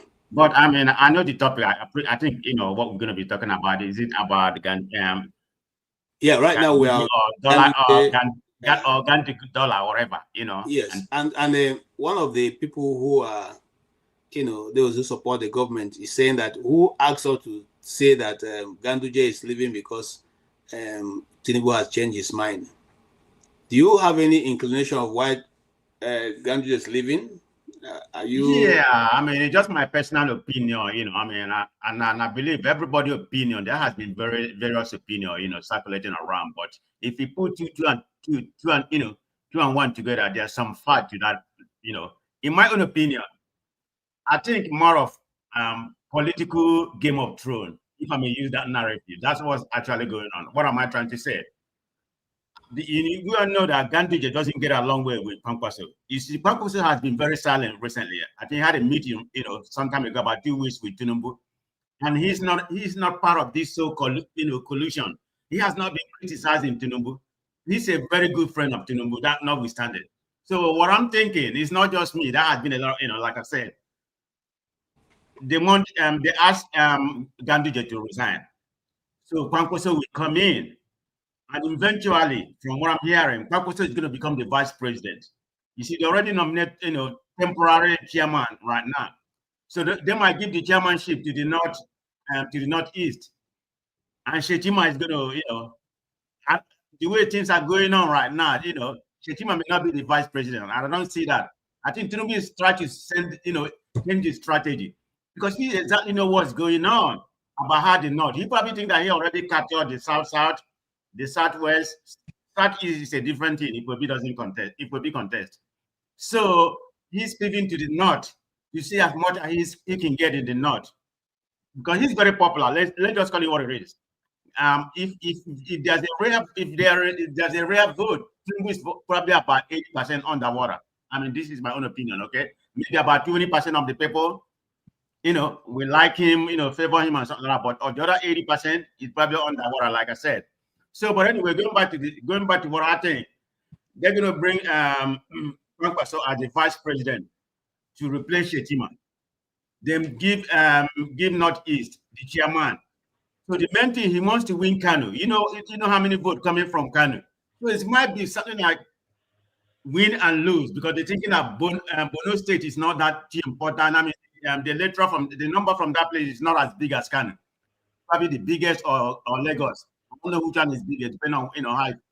I know they have more local government, but in terms of electoral number, they are very close to Lagos. They're two of the biggest. Some people say Kanu. So that is the permutation. And to be realistic, you may say Tinubu is a strategy or whatever. He knows what's going on. He has the intel. He has been disliked in the North to a certain degree. He's not going to get that kind of vote. So if he can capture Kanu, at least, in the Northwest, maybe somewhat little, get 25% in some other places, then capture the whole Southwest. People thinking that he already captured South. I don't know how far it is. I guess they're basing on the structure of the government. They're looking at the government as the structure. But that may not be the case. Look at what happened in Delta State. Okowa was the vice president to Atiku, and Obi won it. And we know Obi won River State and some other places. So that's the one I'm looking at here. I don't know how far this Game of Thrones is going to, in that he can win with this Game of Thrones he's playing. That's exactly what I think is happening. Everybody knows it. I mean, in my own opinion, Kwankwaso is going to join them. Sorry, just to talk about the numbers. I just saw an interview or a press conference by the Edo State governor, and he said there's 2.5 million votes coming for Tinubu in 2027 from Edo State. So Edo people, Edo no be Lagos. Edo don't do past Lagos. So only what happened during the past election. But anyway, let me wrap up on this particular point. Oh, sorry. So, and sorry, since you said Kwankwaso is going, I think that's why we've not seen Ovie. Ovie might become the SSA to the vice president. Ovie has been missing. So maybe he's doing underground work for his organ now. Okay, good. So KJ, like I'm saying, it's pretty much like, Gandida is being used, as a pawn in order to vote Kwankwaso.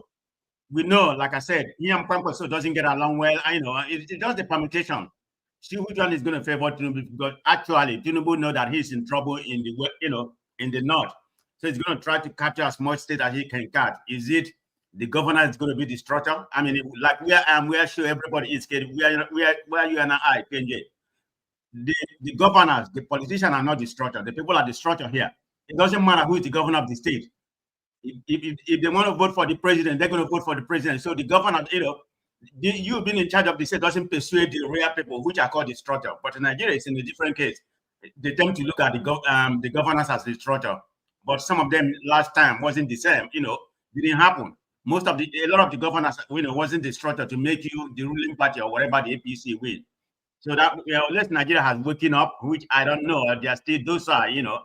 This is where we are in Nigeria. So on that commentary, I'm done with this when it comes to this Ganduje issue. But that's what I think. Okay, thank you. I respect your view. Mr. Odi, you are welcome. And man of prestige, the man of prestige. The righteous man, my brother from Nigeria. Okay, let's go to you. Normally I will defer to the man in Nigeria because of his time, but I'm sure that Odi will make a quick comment and then we can come to the man, the righteous man. Hello, everybody. We're here for another therapy session. At least if we can't do anything, we can talk. Here, sure.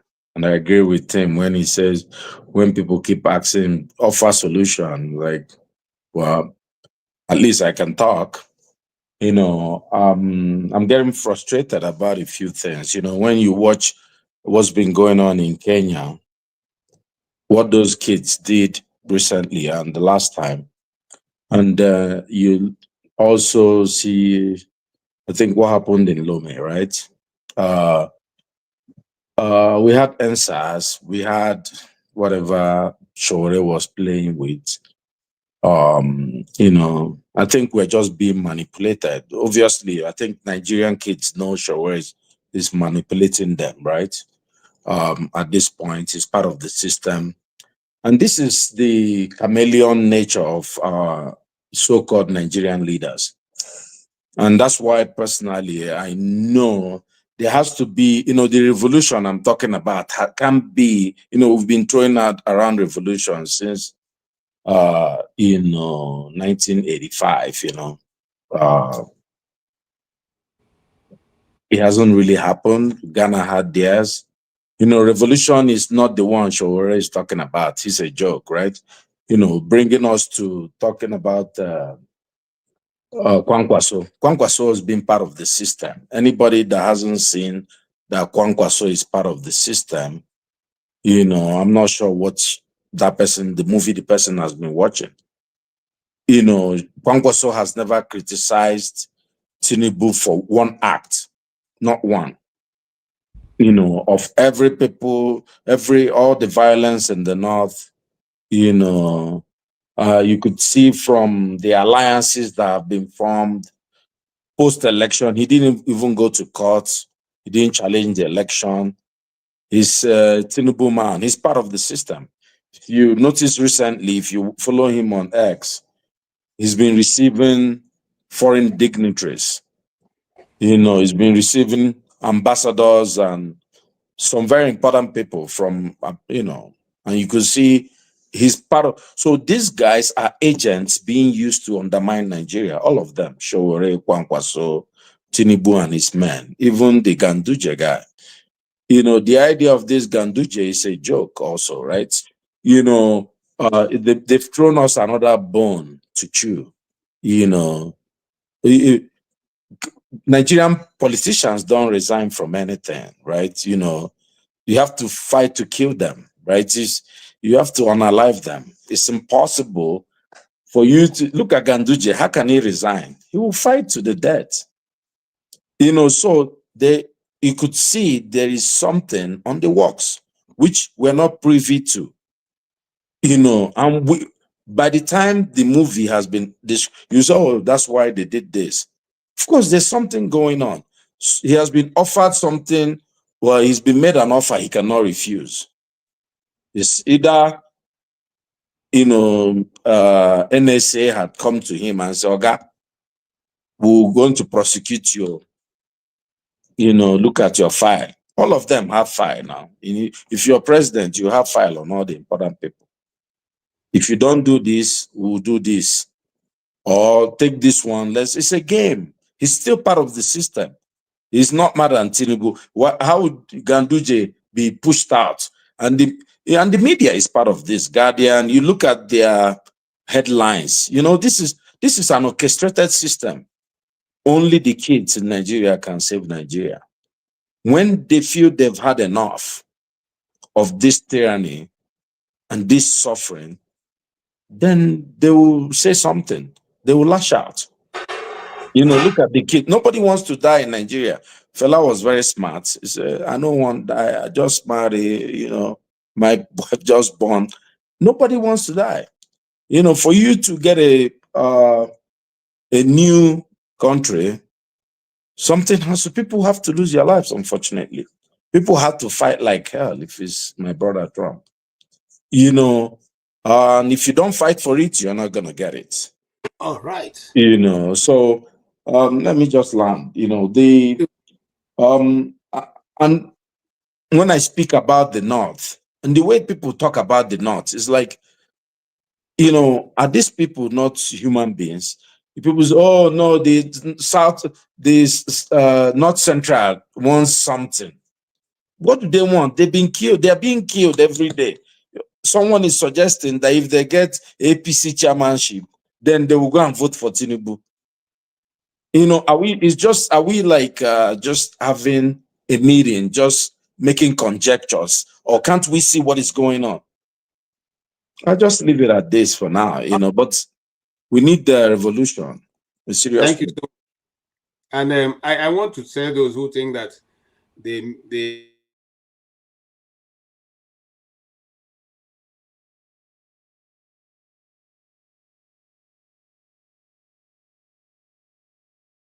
You are muted, the Keja. We can't hear you. You're muted. I'm sorry. Thank you so much. I'm sorry. Thank you for your contribution. Those people who think the middle belt is looking for, you know, chairmanship before they can move, they have something else coming. But let's not digress. Righteous man, just like Odi have said, I believe that Mr. Ganduje has been given an offer, or is working in tandem with the northern agenda. That is the northern. Do you have an idea of what that thing is going to be or will be? KJ, good evening from Nigeria, and all the panelists. My greetings to you all. Well, I think I want to repeat what Erufai said in the recent, most recent interview. Someone has two devices on. Is it you? Can you hear me? Yes, but there's another device playing at the background. Okay. Is it Mr. Ike or somebody? Yeah. Is that okay? Is that okay?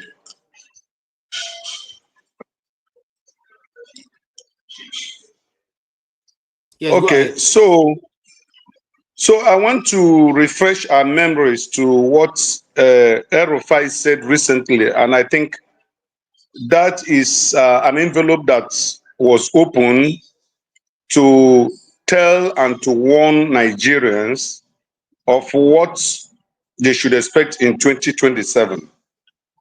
And it will be a mistake for anybody to take the words of Erufai with kid's globe.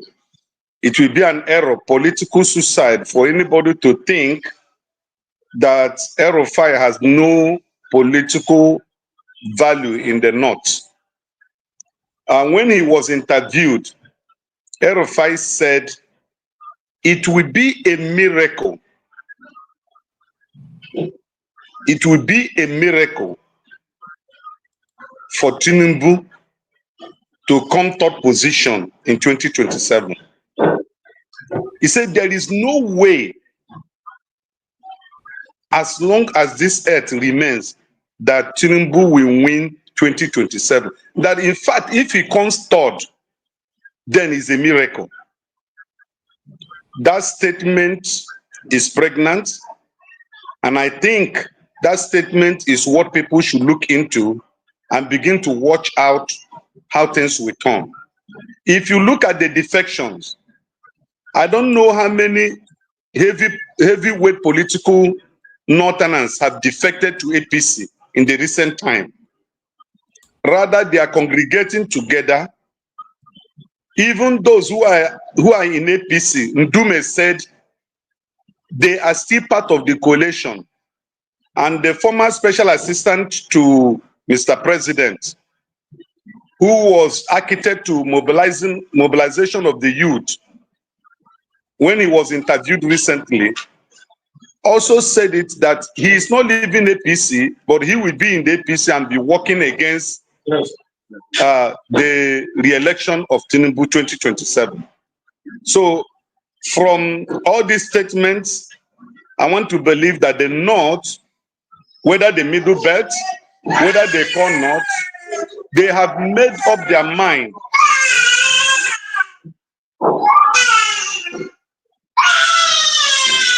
Okay, we can come back to you.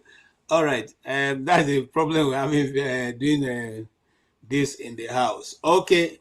Mr. Yes, are you back? Okay. If you are back, you can conclude your. Yes, you can conclude. Go ahead, man of righteous man. Can you hear me, righteous man? Okay.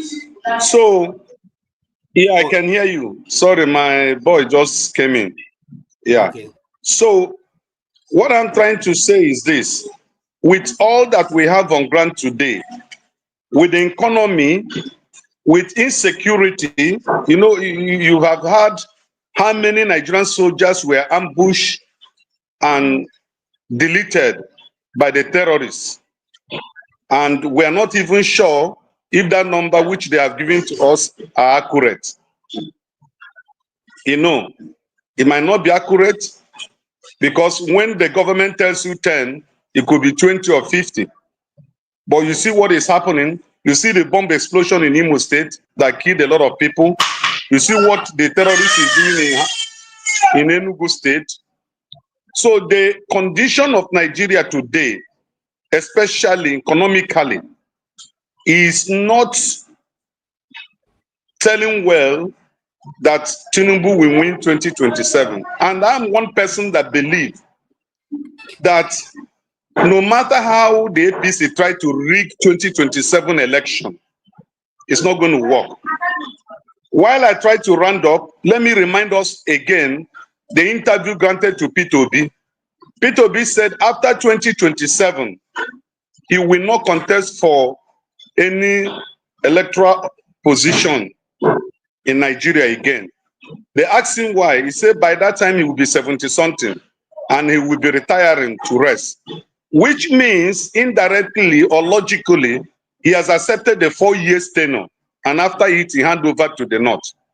So we're going to see a lot of things that are going to happen, but the greatest surprise that shocked the marrows of Nigerians yesterday was Fubara.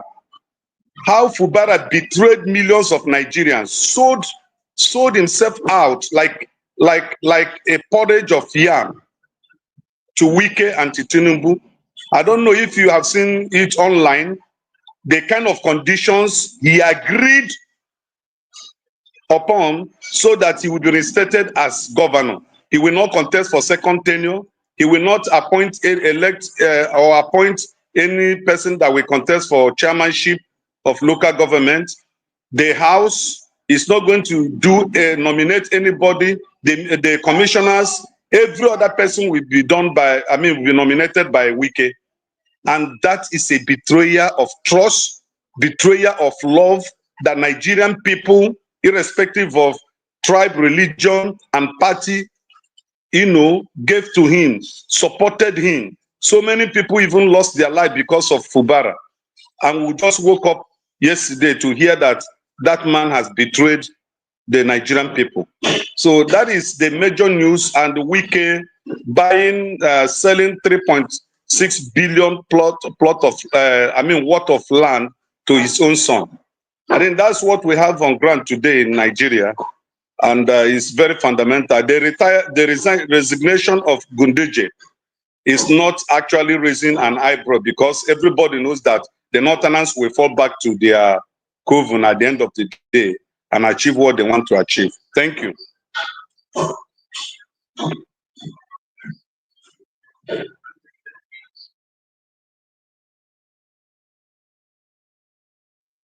You're muted, KJ.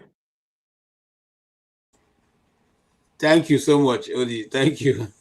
Nigeria is full of drama, so we're not going to, wadi the net. Let's just, try and remain in one side. Maybe later on, other moderators will take up the other one. Now, I agree with you guys, but here is what I'm saying. Ganduje is a major player in the politics. And for Ganduje to wake up and just resign,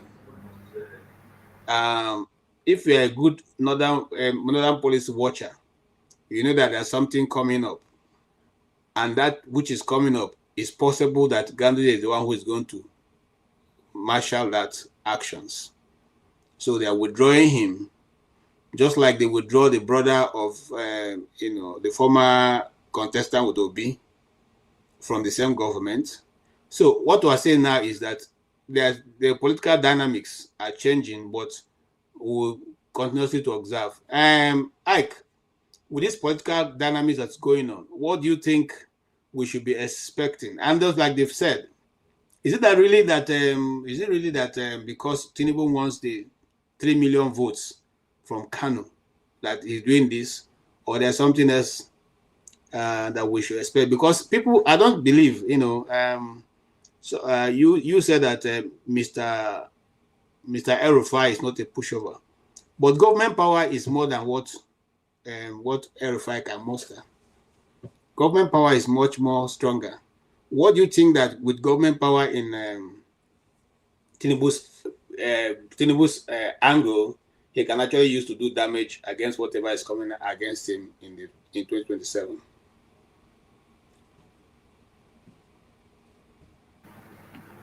Yeah, good morning, good afternoon, good evening, everybody. My brother, righteous man in Nigeria, God bless you. Are we talking about Ganduje resignation or what? Because I didn't start with you. I don't know what is on the plate. Ganduje resignation. We also discussed the Peter Obi's issue. We have discussed Yaya Bello's hospital, applying to go abroad to go and have a medical checkup because he's not feeling well. And then EFCC is telling him that, no, you built a lot of good hospitals in your state. You can as well go there and be treated. So any of those you can weigh in. Okay. For the one of Ganduje, we have always said here that APC is going to explode, and the dynamics is showing that it's going to explode.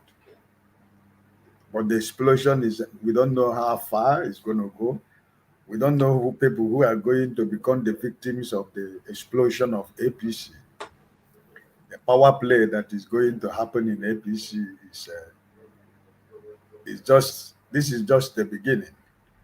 We have already seen the beginning with what is going on with the vice president and his people. So I think at the end of the day, we will know why Ganduje resigned, whether he was forced to, or like Odi said, whether he was shown his file and they gave him an option what to do, either to resign honorably or your two hands go at your back with EFCC. So we don't know actually which one is it, but time will tell. But I think that everybody who is a political commentator who honestly want to judge what is going on in Nigeria, Tinubu and the APC, they are working on the platform of fear to lose 2027. Everything is it that is going on is about just know that the running of government has ended. The man is in a high mode for 2027. So there is no more government in Nigeria for now. It is about 2027. So they are in the fear mood. All this initiative that they are doing is just they know that what is coming for them in 2027, as long as we are alive, is going to be bigger than them in 2027. We have always said here, I've always said that 2027 is between Nigeria and APC.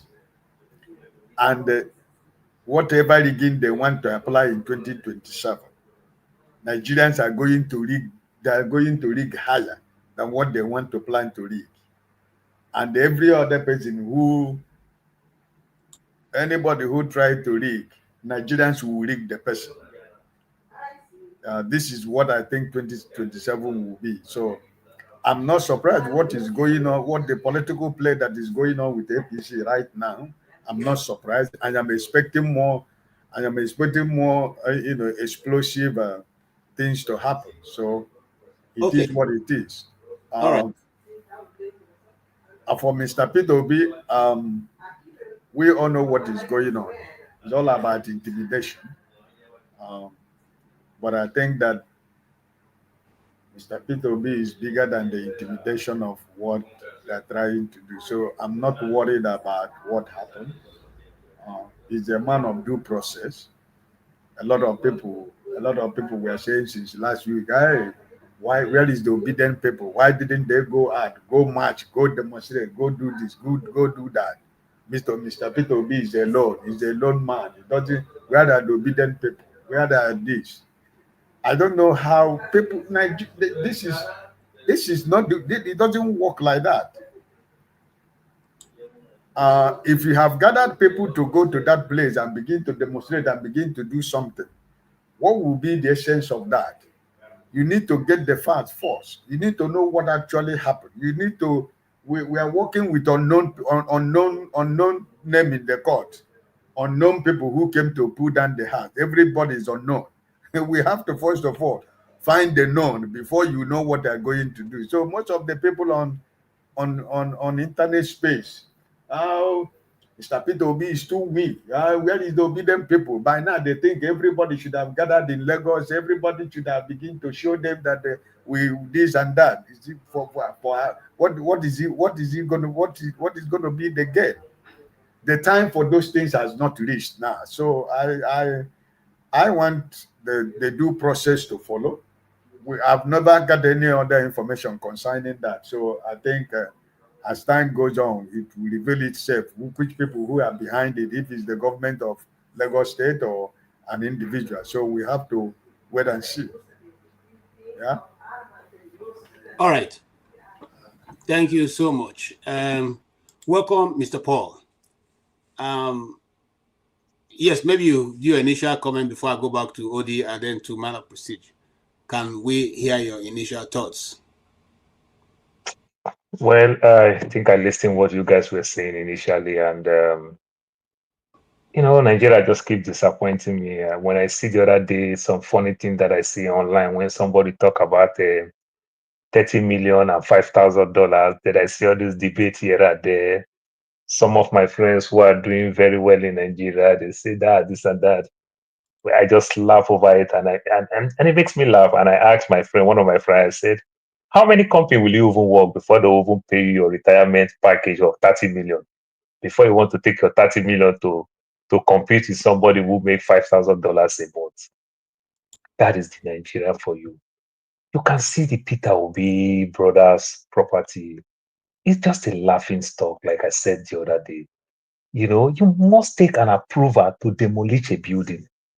You understand? So even though if a court even grant you order, you understand the city still need to look. There's another property on the side. There's another property.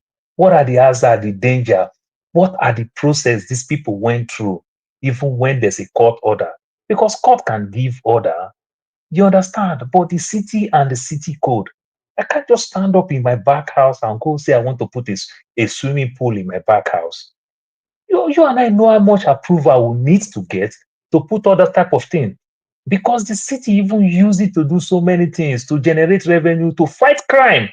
When they want to fight crime, they say, oh, the person is in the house. They know the master plan of that house. They know everything about that house, how to go about it. Must we do politics with everything in our life? You understand? Must we do politics with everything? It's a laughing stock. How do you think people will do business? My brother, look, let me tell you. That's why oftentimes you see any multinationals that come to do business in Nigeria. What do you hear? You hear that, oh, it take MTN 25 years to make their money in Zimbabwe, but it take them 5 years to make their money in Nigeria.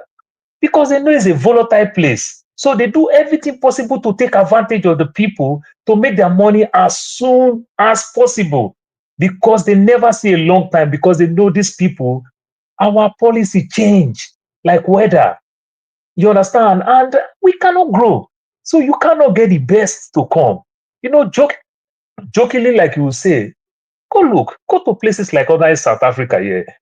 some other country, you see McDonald's there. McDonald's can be in Nigeria with our population. As Nigerians, we like life rich, as we like enjoyment rich. You understand? When Burger King want to KFC came to Nigeria, all their chicken, they are buying it in Obasanjo's farm because it was during Obasanjo era, they approved. So the only way to buy chicken now is Obasanjo's farm. This is laughable. You understand? And so those businesses will never come there for us. You know, when you don't create an enabling environment for business to strive, it's just laughable. They would look at Yaya Bello. You know, if some people want to play our local politics again, they will laugh. They say, Akpabio built first class hospital, the wife go abroad. Akpabio built first class hospital, he had one small incident, not even accident. They flew into Germany. But he said he built world class hospital, maybe world class hospital for Akwa Ibom, not world class hospital for the world. You understand? So this thing, they should just say state class hospital, not world class hospital. Because how do you build a world class hospital then you go somewhere else? You cannot do it. That's why I went to a length to get that video. I saw that video. Why he built over 9 hospitals in Kogi State, specialist hospitals all around. And with your specialist hospital that has one of the, no other hospital in this world has that equipment except in Kogi State, you still want to go outside and have treatment. What kind of I have my elder sister, one mother, one father, come to the US all the time. Like travel, US, Canada, UK, whatever. You see all these people who have money in Nigeria, when they come here, when they go back, just to go intimidate people, like they come to enjoy life here. My brother, all of us that have friends and family who come to America, come to the UK and go back, that they domicile in Nigeria, let us tell ourselves the truth. Morning, afternoon, night, now the same fufu, eba, rice they chop. None of them they eat this burger. You understand? But they can't do without coming. Then when they come here, even when you want to go spoil them with something different, they say, I beg. Don't come spoil my belly. I beg, go cook soup for me. Oh, I don't get this thing for us. These are the things. Nothing really changed. Like you want to explore, you want to do anything. But they can't do without not traveling. They're so used to it. They so program themselves like their children, their everything. They put everything here. They prioritize the West so much. You understand? Maybe because of the infrastructure. I don't know. Why don't you put those infrastructure there in Nigeria so that you can enjoy that thing? Because after all, when you come to the America, you still eat the eba, the fufu, the rice, the kaiko, the everything. You still eat the same thing. Paul, So what is this rush? Give me 1 minute. Sometimes we will come here and we do say certain things. People like to, look, nobody on this panel is here for his own purpose. I mean, everybody can do it. We are not in Nigeria, by the way. So what I'm trying to say in this is that in America and other parts of the world, there's so much fun you can have on the weekend if you're not even working. You can just go out and have variety of activities, some of them free of charge. And you even get drink from there, and people are already giving food. In fact, there are some places in my street, every weekend, if you want to eat free food, just go there, and you see people giving people they don't know free. When we say some of these things, it's not because we're trying to play propaganda. And I'm not here to play propaganda by whoever is saying it. But let me go back and play this video so that we can just put this nonsense to a close.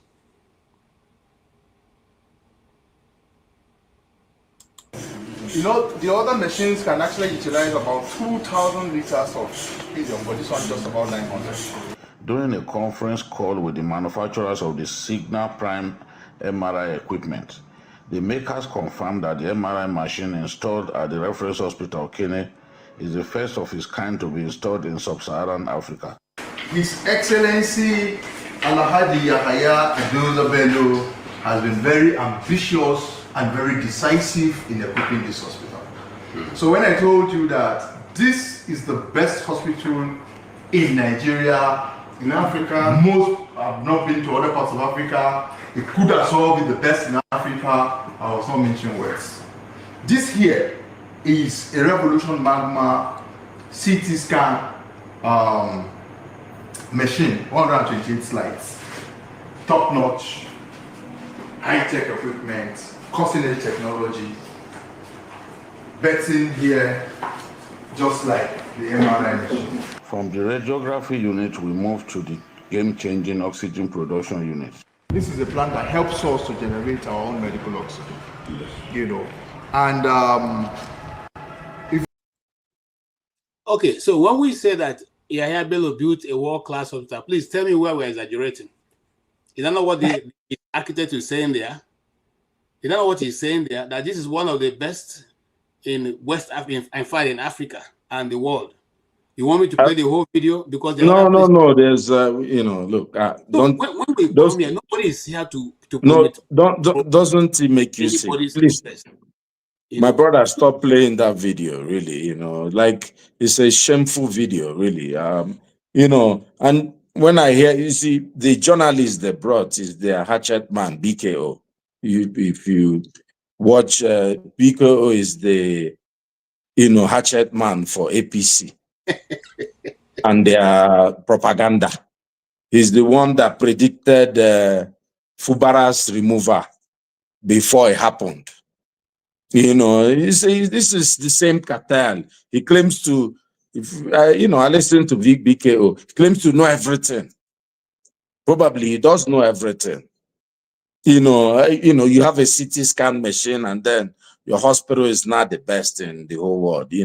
It's a joke. It's just an X-ray, right? You get an X-ray machine, and then, let him go there now. Let the CT scan just fix his malaria. Even malaria, the CT scan can't treat.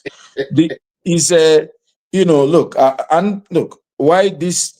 Many times, I really want to talk about maybe other things, but since you brought it up, the EFCC that is asking him to go to Kogi State to be treated. Have they arrested him? It's a joke. They're all in cahoots. It's the same APC people. They're playing it. Look, every week, I can tell you, they have media men. What do we give them this week? This is a joke. This is EFCC, who have President Tinubu or whoever he is, congratulated what's his name? The former Kogi State governor, Yahya Bello, on his birthday. This is a man that stole money that we should be arresting. If Yahya Bello wants to go abroad, he will go abroad. And he will finally, this one is just a distraction. He's a young guy. He doesn't really need to go abroad. I'm sure he doesn't have any serious medical issues. This is another bone that they are throwing us. And someone mentioned Fubara. What's his name? Righteous Man. And the way he talked about Fubara, like Nigerians we are all crying for Fubara. It's a joke. Fubara and Wike rigged the election in Rivers State. They are the same ilk. These are the same people. Trying to separate Fubara because some job boys that he gave money were jumping around. Fubara is this. They started singing songs. They have different versions for Wike and Fubara. This was a soap opera for us to watch and enjoy. But it's not a serious thing. Really, Fubara is a thief like Wike. They stole together. Two criminals who went to steal. And then people are saying, oh, Fubara is our own because he's now opposing Tinubu. Let him go and do good for Rivers people. Let him go and build hospitals, build roads, lift people from poverty. Nobody will curse him. That Fubara is not going to be getting second term. Whose business? It's not. Will it change anything in the market? Please, I'm really. And meanwhile, there's this idea. I think right, somebody raised it that the North is plotting. So I think it's UKJ. The North is the worst hit in Nigeria. All their political machination has resulted to having the most poor place in the world, the most poor region in the world. Can we just start telling the North that they are the worst politicians currently in the world now? They have subjugated their people to so much poverty. Let's talk about it this way, because that's what's happening. They can't even go to their villages. They all live in Abuja. Their places, they have the worst maternal health, worst infant health, worst security, worst educational history. You know, what's going on? All human indices that you use, the North is the worst. But when we talk about it, oh, they have something they are plotting. They are plotting nothing. They are plotting to put their people in more poverty. My brother, let's talk about it and say the truth. Okay, thank you so much. Paul, you can conclude your take. I think they just spoke my mind and every other thing. So it just kind of laughable when you see the Fubara thing. Where does people, where do we start doing things that we don't even put human face to things? You know, my father of blessed memory, some parable that my father gave, they make me laugh a lot. My father said, oh, when small pikin tell old man say they lie, now that pikin everybody could blame, say they don't train them well. You know, when a small boy laugh, smile when old man lie, now the old man will take your own mouth, say, this one catch me for this one. But when you look at Wike-Fubara, you just ask yourself, where is common sense in this thing? This thing that you are doing, where is common sense? Why do you bring yourself this low because of poverty that you've already solved? That young man will never go poor, except if he's a gambler. He will never go poor. He has been stealing for God knows when. He is with Wike for a very long time. You understand? But these are the people who get scared like this and everything. But the bad part of it, it is the precedent that is creating that another person going to follow. You understand? My case will not be different. You understand? People going to follow that precedent from the place of Tinubu. People going to follow that precedent from the place of Fubara. People going to follow that precedent from the place of Wike. You understand? I know no concrete evidence and everything. When you look at Bukola Saraki and his own father, you understand, and everything, rumor even go around that the frustration that Bukola frustrates his father that makes his father died. You understand? The same thing with the Eyadima. Go look the story about the Eyadima. You're on the same thing. When these people just love power, they want to do everything with power and everything, you're going to leave. I remember I was putting spirit here to grow beers and everything. Today is punishment for me to shave every day. Victor will definitely take his course. I thought we were the only ones who did the spirit thing, but it's okay. Let's move on. Now, he will take his course. My brother. We look at our Nigerian players, those footballers and everything in the 90s, in the 80s and everything. Look at them today with all the pot belly and everything. They can afford not to eat their good food. So I won't play ball. They want to eat well. All right. So nature will take us. You're going to hand over. Don't die in power. Thank you. Thank you. Paul, they had a football match being organized by Ekong at the Maracana Stadium in Ajegule. Did you see that? The famous Maracana Stadium in Ajegule. They had a football last week. No, I'm going to look it. I'll look it up. All right. That's a good one. Let's move on. Let's move on because I have less than 1 hour. Okay, so my wait, KJ. I've not spoken on the. I only spoke about Ganjude now. I've not spoken on. Okay, all right. I thought you probably. No, I have not. All right, go ahead and then we can speak. Yeah, thank you very much.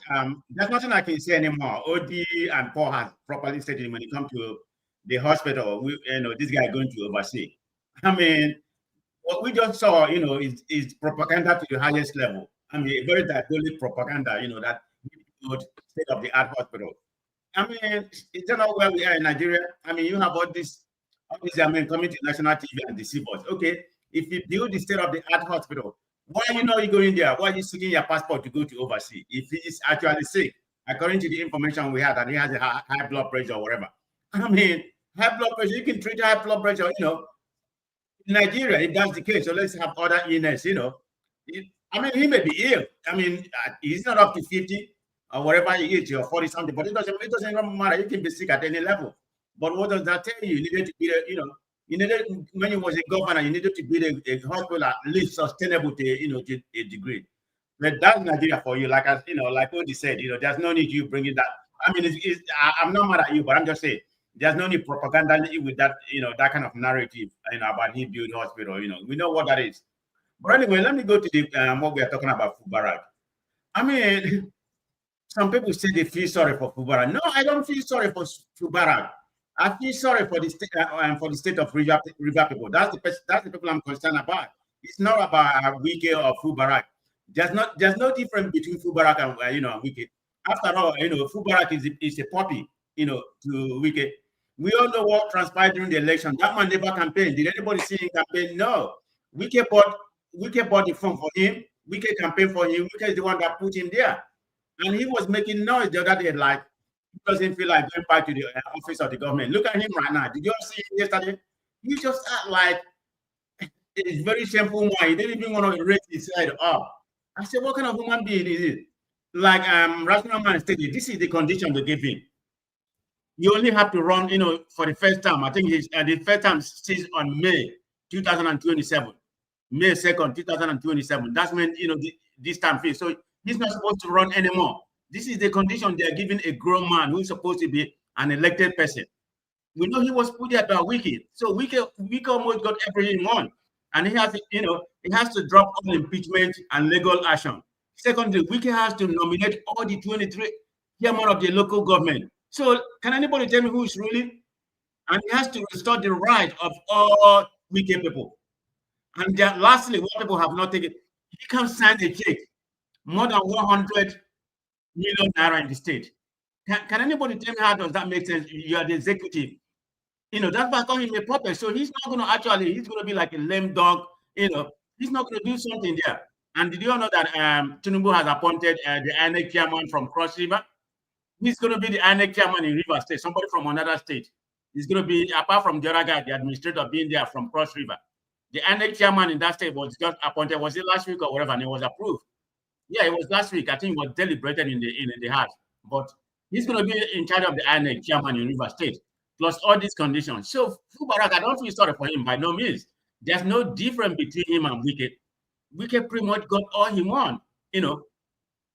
That's in this place right now. So it's just a shame, okay? But this is Nigeria for you. Thank you so much. And it's an advice I'll give to Nigerians, especially the politicians. Why do you want to go for a crucial meeting like that and you alone carried yourself there? KJ, sorry, man of prestige, Yaya Bello just turned 50 on the 18th of this month. Okay, he may be sick. I'm not saying, yeah. He just turned 50. No, I just want to tell you his age. So somebody was saying he turned 50 June 18th. I mean, you can be sick, 40 or whatever. I don't know. I mean, we are not saying he cannot. We're not saying he cannot be sick. We're saying since he spent so much money building a world-class hospital around his state, 9 of them for that matter, everywhere, so that the people can just be able to reach out to anywhere they want.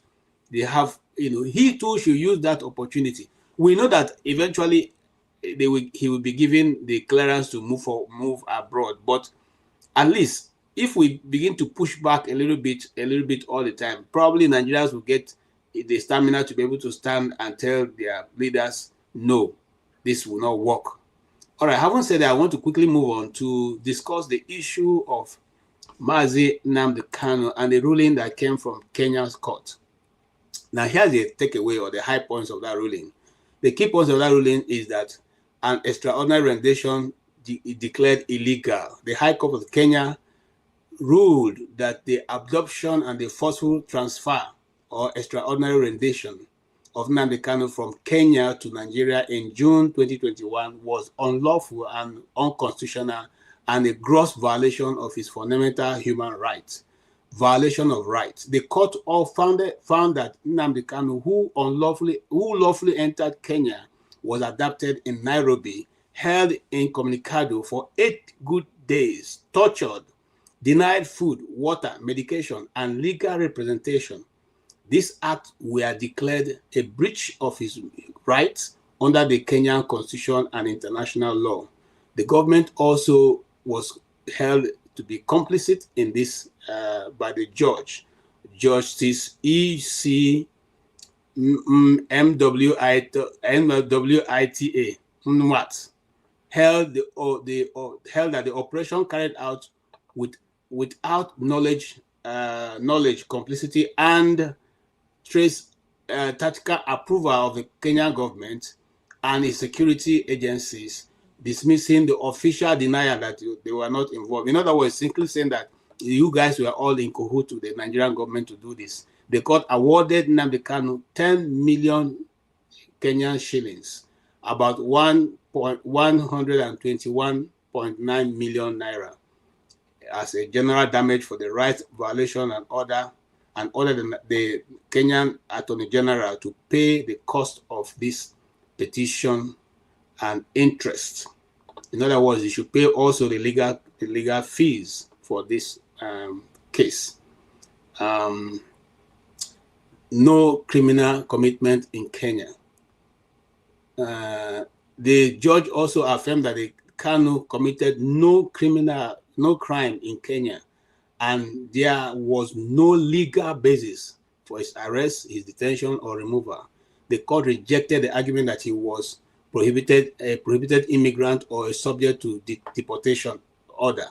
In other words, he was not found to have committed any breach of the law in Kenya, and consequently, also this, in other words, in summary, the Kenyan government is held liable and have been ordered to pay 121.9 million naira to Mazi Nnamdi Kanu. Gentlemen, with this judgment, how does this juxtapose what's going on in Nigeria? Since now that the court in Kenya have held that this is illegal, illegality upon illegality, and there's a term in the law that says you cannot place something on nothing. If the Kenya, if Nnamdi Kanu presents this version or this ruling in Nigerian court, does it have any implication on his case? Yes, Odi. Hi, thanks for giving me the opportunity to speak again. I think the Nigerian judiciary should be parallel to the Kenyan judiciary.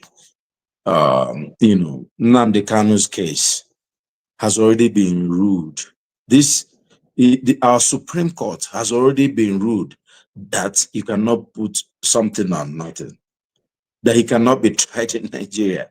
It's just a joke that there's in America, there's something called double jeopardy, right? That's what he's suffering, essentially. You can't be essentially acquitted by a court and be picked up by a court of a lower jurisdiction or similar, power, right? And that's what's happening. What the Kenyan court is saying is what our Supreme Court has already said. It's just that this is a political case at this point. It just reminds me of what that fool, that is now doing coalition. What's his name? Attorney General. That one that felt, the cabal man, that felt he was bigger than life. Malami. And this is, you see all these people in Tinubu's government. Tomorrow they will be on the other side screaming. Malami is there now, crying like all of us. Malami went and made a broadcast in Hausa language. Is that, it's like when the night Obama killed or unalived, Bin Laden, and he came to make announcement to the American people. That's the enthusiasm. He came in Hausa, essentially addressing the North that they have captured their biggest enemy, not knowing that the person they are talking about as an enemy is the person that is redeeming their lives, trying to redeem them from the people oppressing them. But, human beings are fickle, especially, what happens over there. For me, I think if you understand at least contemporary politics or history, contemporary, and then history, you understand that Nnamdi Kanu is going to be released. The handwriting is on the wall. I think whoever is making the deal has already made the deal. My concern is what he does when he's released. Because, no matter what anybody says, he has been essentially deified, right? By all his struggles. He has gone to prison. He's now like a real freedom fighter. So he's respected by his people. The question is, what is he going to use the freedom for? You know, if you see somebody like Obasanjo, when he came out of prison, he did a lot of good things in Nigeria. Then he forgot and was trying to fight for third term and scattered almost everything he did. So what will Nnamdi Kanu do? I mean, there's no question. You can mark it down. Between this June and next June, Nnamdi Kanu will be free. There's no even, it may even be before December. There's no question about that. But what will he do when he's freed? And I don't think anybody's going to look at what happened in Kenya. His wife probably will collect the small money they are giving him in Kenya and maybe help their children and pay legal fees, or if it's whatever IPOP group that is filing the case. At least he's also saying that they did this guy injustice.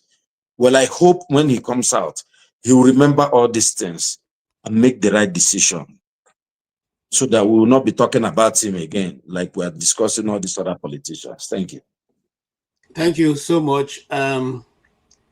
Ike, I don't know, but okay, let me not ask any question. Go ahead, Mr. Ike.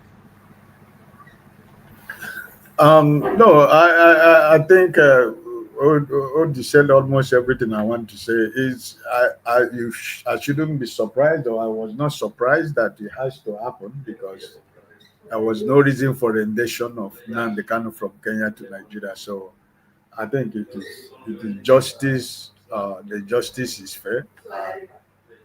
That is one of the clearer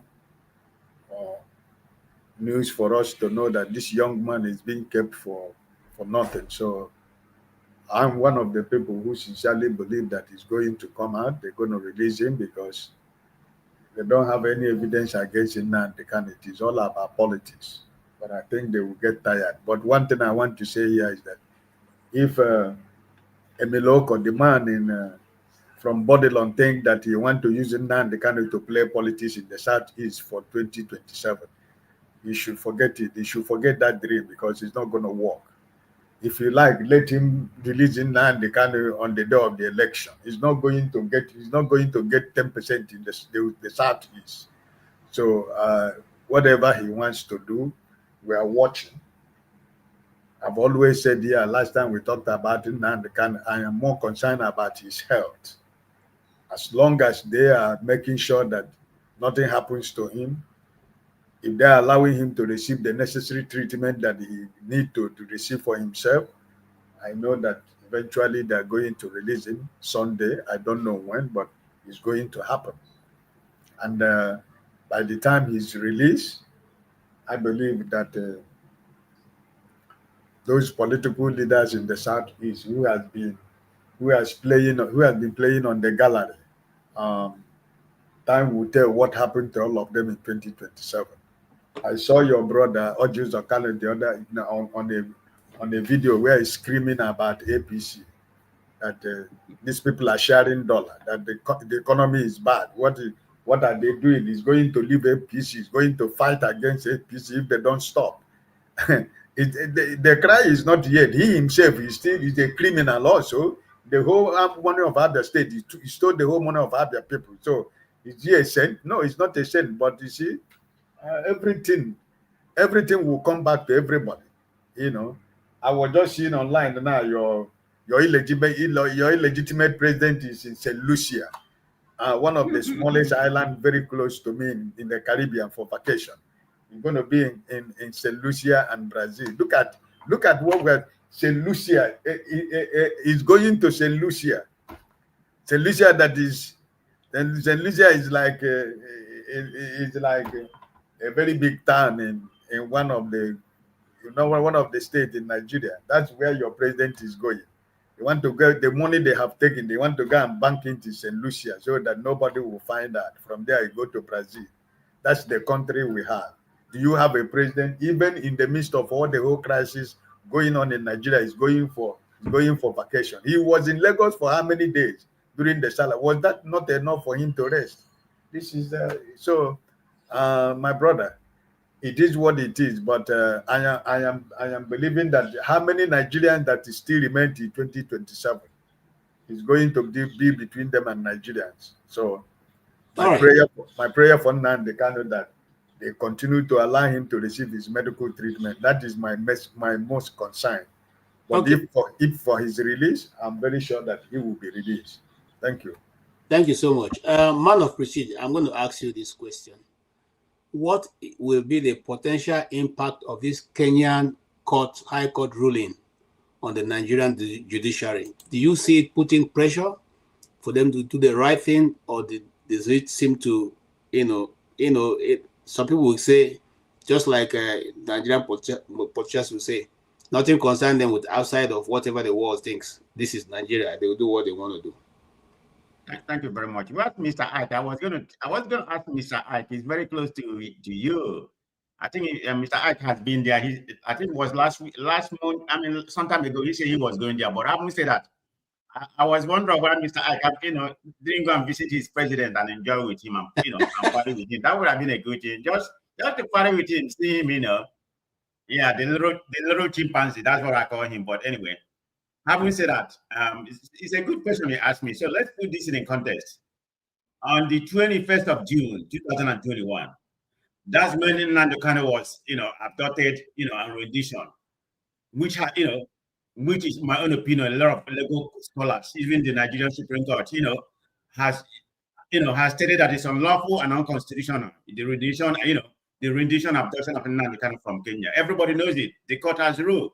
And now the Kenya government has ruled again and awarded him 120 million naira, I think it was 10 million Chile. So I didn't even know their currency is way not even close. How many times higher than better than Nigerian currency?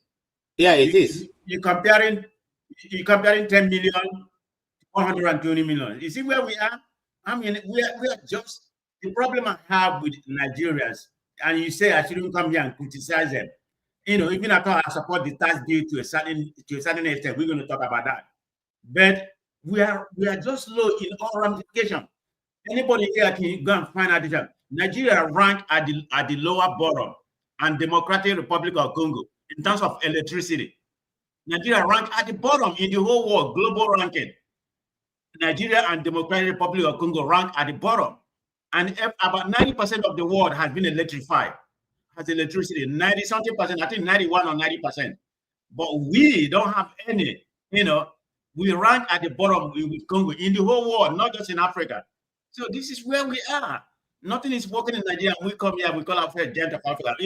Maybe some people will do, some people will keep on praising the government, but I'm going to come here and criticize them every day until they start doing the right thing. I mean, they do the right thing, I would say, yeah, this is right.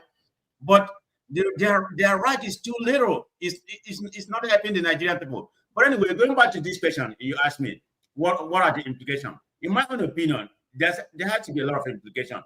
For one, it's going to send a precedent in the rule in Nigeria about the rendition, because that's exactly what Kenya has ruled, and everybody knows it. Secondly, it's going to amplify the human rights concern in that country, and international pressure and diplomat, because you have been ruling in Kenya and Nigeria has already ruled, and the place you abducted this man has ruled that everything you did, the rendition, abduction of Nnamdi Kanu was illegal. Yes, it's definitely going to have a lot of implications, but Nigerian judiciary, we know how they are, but I can't see why this will send a precedent when it comes to Nigeria. Let's just stick in Nigeria. I mean, because the lawyers will use this as a precedent, to do their closing closing argument. I don't know if they have done that already, but not yet. They should use that. I mean, it's big. It's a big rule, in my own opinion, regardless of how Nigeria doesn't have a judiciary. They don't function. I mean, everything is, they just take it how it is. But I believe it's going to have an effect, not just in Nigeria. It's going to be an international pressure, because in terms of human rights violation, really amplify it. So that's the way I see it. Even at all, and it's going to be probably potential for appeal or retrial later. That's what it's going to. That's how it's going to lean. Definitely, it's a good ruling for him. That's why I see it. All right. Thank you so much. I appreciate your contribution, Mr. Paul. You don't follow the thing now, so give us your own. Yeah. You see, they say the day you start supporting APC, that's the day you start making all type of mistake. Not technical mistake, you start making blunders. Nnamdi Kanu has been winning in court. Everything, the way you detain this man, Yaya Bello, so many people who have cases, they just go there, they go do 1 week, 3 days, 2 days, 1 day, they come back and they leave the remaining one in court. This one for 2 presidents and everything. They are making nonsense of themselves. Add to the international community. And I said this thing, that's why we will never get the right people to come do business in our country.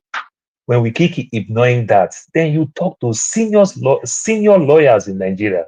When you see some of them talk, they'll say, I think this thing, we should just talk to your Igbo people. Let them treat this case like a political case and everything. Let them treat. Come on. You see the way Trump is going and everything. He passed one type of executive bills, people will go to court. He will still follow. He will try to appeal. But first thing first, you will follow the court order first. If you want to appeal, it's your right to appeal. But follow the order. Nnamdi Kanu has been winning. There are so many things that Nnamdi Kanu may do that I don't support. You understand? But it's just hard for me now not to even support Nnamdi Kanu. Because for me not to support Nnamdi Kanu, it's making me look like an APC. You understand? It's like I'm eating my own vomit. I don't understand. These are the things that make Nigeria started applying for visa to the UK. Remember the story of the Umaru Diko? That's how it started. You understand? Same thing again. They keep doing all those things. I don't understand the type of people that we are. At a time, even Nigeria, that you don't even need visa to go to Ghana. Ghana deports 700 and something Nigerians. And everything. Why do we do things the very wrong way? Because somebody want to feel big. Somebody want to be big man. Somebody want them. If you punish Nnamdi Kanu tremendously, and you strongly believe that you're going to get vote there if you release him the next day. Even the Orji Kalu who is saying all this nonsense. You understand? When you see that crisis that happened in the north, some time ago where they buy some of our Igbo brothers in the north. The same thing happened in Aba. Orji Kalu come, he say our people with the northern, they have very good friends. This is the only state where you have more Igbo people, the highest state that you have more Igbo people who are Muslims. Orji Kalu talk everything finished. But when he was leaving, he did like this. and they follow. And they follow. So these are the type of things. We cannot be playing all this type of thing. Let the young man go. You understand? You're going to win some and you're going to lose some. You understand? Play politics like sports. It's a sportsman game. I have a right to criticize, but not to mean evil. You understand? But this one, they just want to do everything possible to make sure that it's a power thing. Let us test our power, how far we can go with this power. And this power, you are creating precedent. And what pains me a lot, we can argue back in the days, certain things that happened, Kaduna Ezogu, we can argue some of those things back in the days.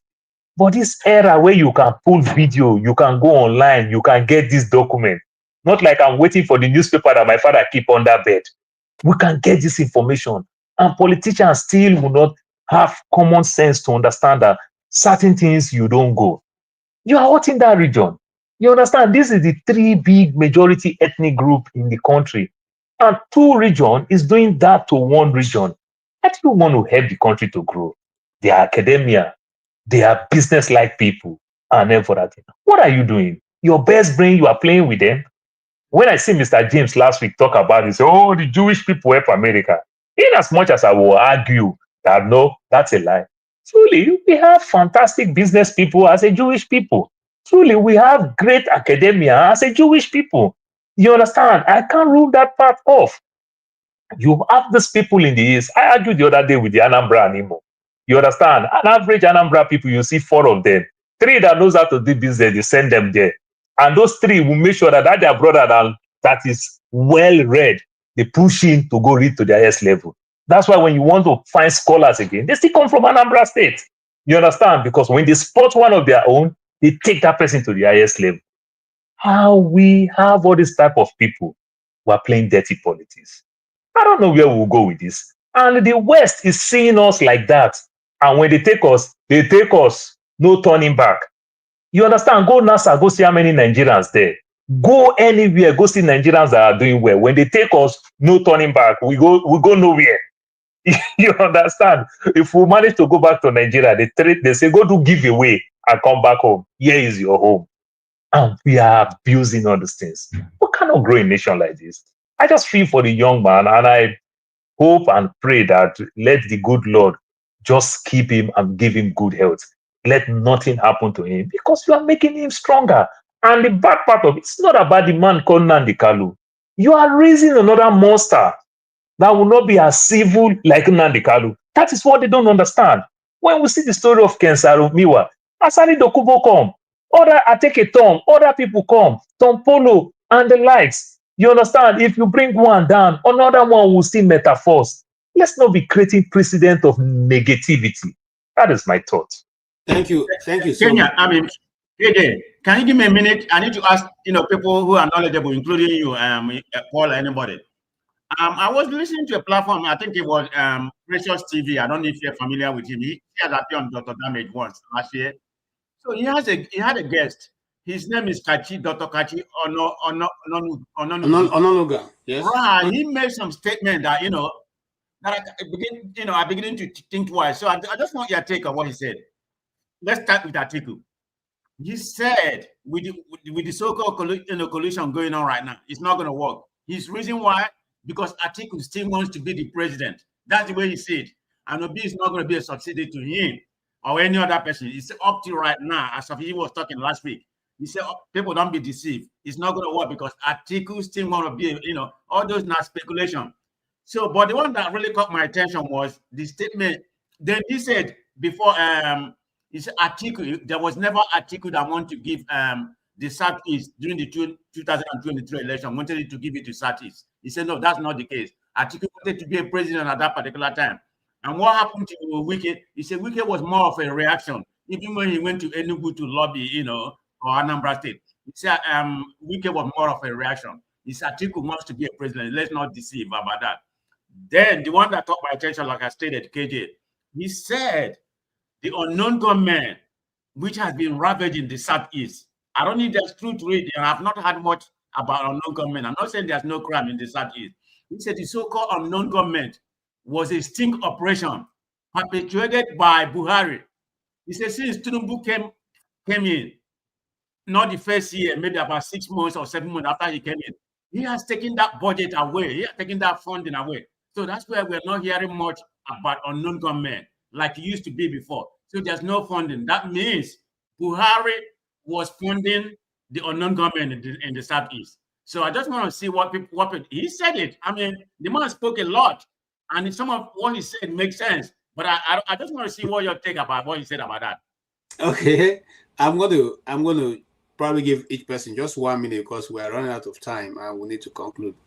I listened to that interview. Oh, you did? Okay, I'm glad. I listened to it and I totally agree with him because, but I've said it on this platform. People insulted me the day I said that. Okay, they said all kinds of things. Look, Buhari's hatred for the Southeast made Buhari campaign to stop when he saw the market in Onitsha. He refused because he thought that when they came during the war and burnt down the market, that it would never be built. So he was surprised at the development in the Southeast that made him weep and stop his campaign. But let's go away from that. What Mr. Cash said is totally the truth. He was just saying it, but we have also discussed some of those things here, bits and bits of it on this platform. Atiku was a bigger problem. Yeah, Wike is big because Wike is also part of the problem. But Atiku was the bigger problem because Atiku was the one who got the people to say it should not be zoned to the Southeast, to the East. If he had agreed as El-Rufai, this part is bad, El-Rufai said, no, let this thing to be zoned to the Southeast. That was a bigger problem. That was the first issue. That was the first thing that brought the problem. But when they refused, those guys moved away, okay, and still zoned to the South.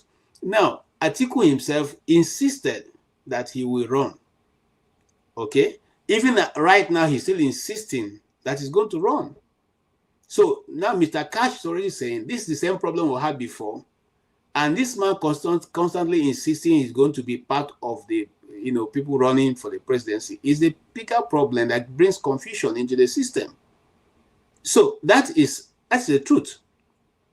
Okay, I may not like, again, because he was one of those who supported Hope Uzodinma to come to government. So seeing what Hope Uzodinma have done now in Imo State leaves all of us, bewildered, because he's not done anything more than destroying. No. My government is building a lot of road now. Let me tell you, he's building a lot of road. But Imo State was better than when he came. It was a peaceful place you can go and just have a peaceful life. Man of prestige, that your governor is still also my governor. What is he doing in Imo State? He's doing where is he? Osu local government, where he come from? Olu local government, where your governor comes from? What is happening in that region? What is he doing in Imo State? They are being deceived by because he think what is he doing? What I said, I'm part of the Ngemanzi now. You don't know Ngemanzi of Owore. So let's move on. Let's move on. You see, it was the person Buhari was using to fund what you are just talking about. He was the man that the president of Nigeria was using to fund the unknown government in Eastern Nigeria. Was he not the man? Yes. So let's move on. That is true. What he said there was true. Those who are political watchers of the East will have noticed that unknown gunmen no longer, they have now been known. We know that some of those men were Asari Dakubo's people who were causing issues. But let's move on to rounding up. Yes, the Nnamdi Kanu's issue. Maybe I'll take I'll do my own contribution when I'm through. Mr. Odi, you have 3 minutes to give us your final thoughts. And why he's doing that, I want to let the people know that Mr. Forefathers will be coming in 1 hour after we close. So he's going to take on the topics we're not able to touch, and there are many of them. I didn't want to go into the Trump issue because he will have enough time to discuss that. But the videos are there. Yes, sir. Go ahead. Yeah, the idea of the unknown government, I think that just was inserted into our brain now. Definitely there was government involvement, but you could say that's a multifactorial problem. I don't think the unknown government was just solely a government sting operation. This is my opinion. I'm not in government. There was already some type of insurgency by the then IPOB, right? Which had some involvement in some things. And that probably gave them the mask to bring in some government people. So 2 parties were fighting already, right? We know, everybody remembers the story of Ikonso, right? Those guys were already fighting around Uguta and all these areas, right? If you remember the jailbreak that happened in the prisons in Okigwe Road in Owerri, that's where many of these criminals came out that are still disturbing Imo State. That's where they came from, that jailbreak. After that jailbreak, Imo State has never been the same. Now, we know that Hope needed a political machinery to be able to control government because he had no popularity. So Hope, of course, had a hand. Did Buhari now fund whatever Hope? I think Hope could have easily funded what was going on in his own part. We know names already. So, but what I don't really, the idea to exonerate the Biafran, movement in everything that's happened should not be done. And that's writing history. We know there was some sort of idea to resist the government of Nigeria. People killed policemen or unalive policemen and took their guns. People raided police stations. And those people made broadcasts on radios and this social media. We heard it. Yes, was it just whatever their problems were? Yeah, people like Ikpa, he was bragging about unaliving people. So his people are there also. You know, he came to this show. He was threatening people. Is it because you're alive? Just before he was arrested. They are all involved. There are many people involved in what is going on in the Southeast. Has it improved? Obviously, but it's still there. People are still, there are still some of these animals there. So, yeah, is it possible that Buhari, but you know, because we're creating a myth of some FBI movement, you know, this was the, or even what's his name, Ugochinyere. He, who should know more about what happened with this more than many of us, came out and said, I know what's going on here. These people came to unalive me. This is what happened. This is Hope's people. He identified them. So it's like many people coming, so it's Fulani people doing something in the East. No, no, no. The people come out and we know. Of course, there are Fulanis also doing their own part. All right. Thank you, sir. Yeah. All right, Mr. Ike, you have 3 minutes.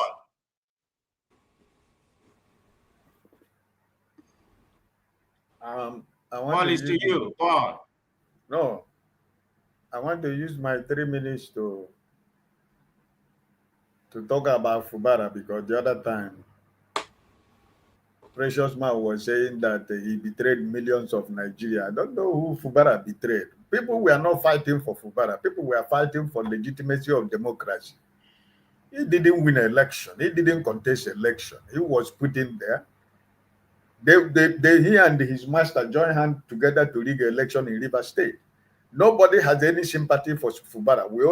What everybody was fighting was based on democracy. We want democracy to, to thrive in Nigeria. Even though we know how he came in to become governor, but let him do his job. So if anybody is thinking that Fubara has the liver or the lily to fight some week, you'll be making a great mistake. So now he has used his hand and tied his 2 hands at his own back. So that is that as he has tied his 2 hands at his back, they will push him to the well, and the only breeze they will blow on his head, he will fall into the well. They don't need to push him. They will only use mouth and blow breeze on his head. He will fall with his back inside the well, because this is how it's going to be. The only thing I think I'm going to pick up from what is going on, I believe that at the end of the day, the man from Bodilon is going to turn at the back of Mr. Wike and use Fubara to fight Wike. This is my own political calculation, because the man at Bodilon know that guy of Wike is a very dangerous man. So I think by eventually that now that they're trying to settle them, if eventually they come together, he is going to turn around and is going to use Fubara against Mr. Wike later.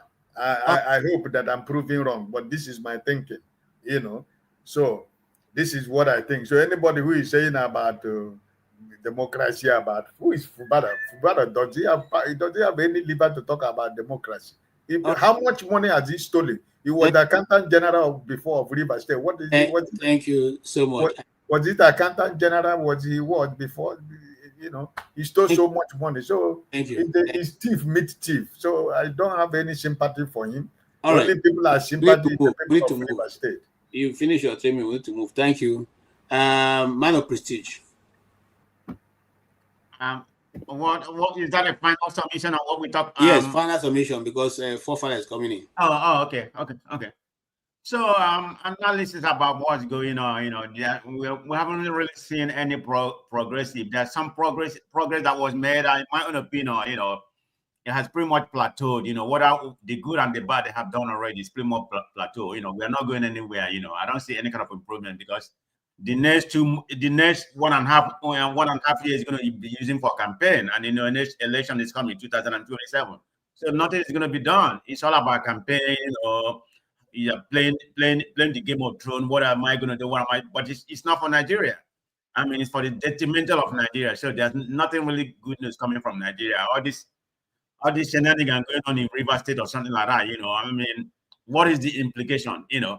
They are teaching the next generation that corruption, usurp of the constitution is right. That's the implication. We need. People are not really paying attention about the implication, regardless. Say APC, is going to come back, but what transpired in River State got to show that you can be a godfather, man. You can get your way. That's what Wike is doing. So, I mean, I don't know. I don't have more to say when it comes to Nigerian space. Okay, but if there's any particular topic, I can only argue about it. But Nigeria is not.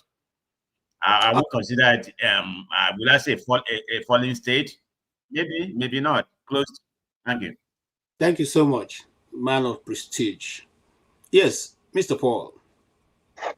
Yeah, I just think the thing that Tinubu is trying to do and everything, they are trying to work on good arguments to prove their rigging come 2027. What do I mean by that? To be a president in Nigeria, you must win either of these three states. You must take two. You either win Lagos, Rivers, or Lagos, Kanu, or Kanu, Rivers, and everything. So he's doing that thing. Definitely he's going to take Lagos come this time around. You understand? His rigging strategy. I'm not talking about the voting for the people to vote. Then another thing again, understanding the coalition, the way the Northerners are also happy, the KKK states. So Mr. most Paul, likely... Sorry to cut you in. Do you want to put your money about Lagos? Is it what he got in 2023? We are going to beat him. We are going to beat him. Sir, I said his rigging strategy for good argument. I don't say winning strategy. Rigging strategy for good argument, not winning strategy. We're closing. We're no longer. Yeah. Then the KKK states, you understand, when you look the KKK state, they already betrayed Buhari. So most likely they are not getting anything from Katsina. The remaining two, Kanu and Kaduna, and everything, you see the love that they're showing in Kaduna. They tried everything to lobby Kwankwaso come his own camp and everything. If Kwankwaso can come his own camp, necessarily not like he will win, but they will use it if they forcefully rig those states and argue that, oh, we take all those states. That's why he's lobbying for more governors so that they can argue and give people like us who don't have work things to argue about when they rig the election come 2027. Tinubu is not popular. The people are really, really, truly suffering. It's not popular. You understand? If you're popular with what you achieve to the country. He's not popular in terms of achievement. You understand? Things are getting bad. I will tell you these days, the people who beg me money more are working class people, not people that you say they are. No, we're talking about people are the people who beg money because what they earn as a salary is not enough for them to foot their bills and everything. So things are hard with all this strategy, subsidy gone. You understand? You lift this thing. Things are tough. So Tinubu is not popular. So he knows that very well. So he's only putting all his rigging strategy down so that he will use his media men to come argue when they rig the election. That's my take for now. Thank you so much, Mr. Paul. I'd like to start by thanking Paul for being able to join us, spending your time. Time is a lot of money, except you live in America or the Western world, you don't know what time is. So when we see you guys come here with your time, your treasure, which is your data, and then your intellectual ability, which is your brain power, we really, really appreciate. Thank you so much. Odi, thank you for being here also. We'd love to see more of you and have your thoughts on issues. Thank you, Mr. Ike. Ike has been very, every time we see you, we have confidence that at least we have somebody who will bring in, an understanding to the topics we are having. Mr. Man of Prestige, you are welcome. We thank you for your contribution, all your contributions. Then even those this guy was earlier on here, show was very very, very apt on the discussion, and also the righteous man. I also want to thank Tokpe. Thank you for blessing us and allowing us to have tea to drink while this program is going on. Like you said on your post, June is ending with praise. Hallelujah. We thank you for that. We appreciate your contribution and your support. Thank you also, Igbo Basics. Igbo Basics, you've been very nice to us. Thank you for your support. Thank you again. As we say goodbye, but So goodbye is forefather coming up next about 3 o'clock? Yes, or 4? It's coming in. I don't think it's 3 o'clock. There was a mistake on our ad. That's why this program came up earlier. It was supposed to be 1 o'clock, but it came up by 12. So forefather is going to revert to the original time, which is 4 o'clock. At 4 p.m. Yes, 4 p.m. Oh, okay. Let me go do something to come back. Thank you, KJK, for moderating. You've been great. Thank you very much. Thank you. I appreciate it. All right. Extend my greeting to Dr. Damage if you talk to I me. will. I speak to him. I will. Thank you so much. All right. That will be it for today. I hope you all enjoyed the show and think about those ideas we've been able to canvass today. They may not necessarily fit into your own narrative, but they are good for us to be a point of discussion, a point to start with. We may not all the time come up with the same idea. We may not even agree, but as long as we keep talking about it, we'll definitely find a way forward. On the issue of Nnamdi Kanu, I still stand by what the international community and every other good thinking person stands for, that seeking for actualization or realizing a separate state for your country or your people is not a crime, and consequently cannot be treated like a crime. And the Kenyan courts have gone ahead to prove the fact that this man was lawfully in Kenya and have committed no crime. Whilst we want to agree that maybe we do not all accept his approach, from hindsight, now we know that all he said, speaking about since 2012 till today, have all come to be truth. I wonder what you say about that, if you don't still think that what he was saying is true. And the latest was even the one he called the states and what was going to happen. So for me, if you may, I would say go back and listen to Nnamdi Kanu's broadcast, and you will see that majority of what he said, even Tinubu becoming president, he said so. So I don't know how else then you can give credit to the person who can speak all that since 2015, 2014, and you now say that person should be locked up. He has already spent 5 years in solitary confinement, and apart from that, he has taken 10 years out of his life dealing with these issues. And I think that for the law to be, for it to be applied evenly, Nnamdi Kanu deserves to be set free unconditionally. And that's where I stand. Unconditional release. We cannot be more Catholic than the Pope. So, having said that, I will also go ahead to say we want to also appreciate the US for being able to bring some form of peace in Rwanda and in DRC Congo. Whether I like it or not, may not be the best approach, but for now, that will stop the carnage going on with human life. We may not like the intervention, but that will stop for now. In future, we can renegotiate, but let us find peace first for our people. And then we can go from there to build on what has been found. On the coalition of the members of the opposition parties in Nigeria, it's not the first time it is happening. But I don't know if this will bring the desired result. Because just reassembling a group of thieves in another different formation with different name and uniform doesn't make them necessarily the answer to the question. What makes an answer to the question is when the people decide by themselves, majority of the people decide that it is time for a change. That change will be grand, it will take effect, and it will be holistic. We are looking for a holistic approach to bringing about change in Nigeria that will affect the ordinary people. And what I want to borrow from what Odi said, it is time for us to begin to tell the North that you may think your leaders are political game changers. They are well versed in political maneuvering. What has that maneuvering brought to you as a region? Has it brought development? Has it brought peace?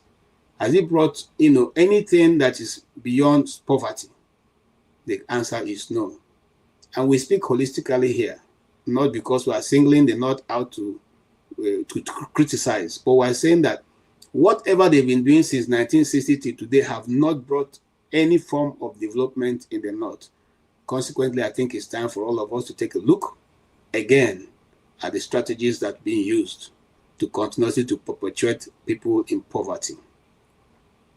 And of course, the high-handedness of the destruction of Peter Obi's brother's house in Lagos leaves much to be desired. I think that any government who wants to show its power should show it by giving good life to its people, not bringing problems, causing more chaos in a state where people are already suffering from all kinds of. Those people who that company that was demolished, those people now have been rendered to have no job because nobody is going to pay you for not going to work. So we should consider some of these things fully before taking an action that will continuously to perpetuate our people in suffering. Having said that, we want to thank all of you who have taken your time to be on this program. We know it is your time and your treasure you are sharing with us, and we want to appreciate that. We are only asking that let us always converge and have a discussion. You may not agree all the time, but we can always continuously to converge. Having that discussion will help us make a headway. I appreciate all of you, and we thank you for joining. Please remember that Forefather will be here by 4 o'clock, and the women's segment will kick off after Forefather's show. So we have much more entertainment ahead of us all. Let us join and bring also that to a good close. There's always something good happening here. On that faithful note, I want to say thank you. Please, if you don't mind, subscribe to this channel. Dr. Damages will need to get up to 100,000 before the end of this month. Let's push it there. Let's take it there. Let's make sure that we are not just, we are putting our money where our mouth is. Thank you so much.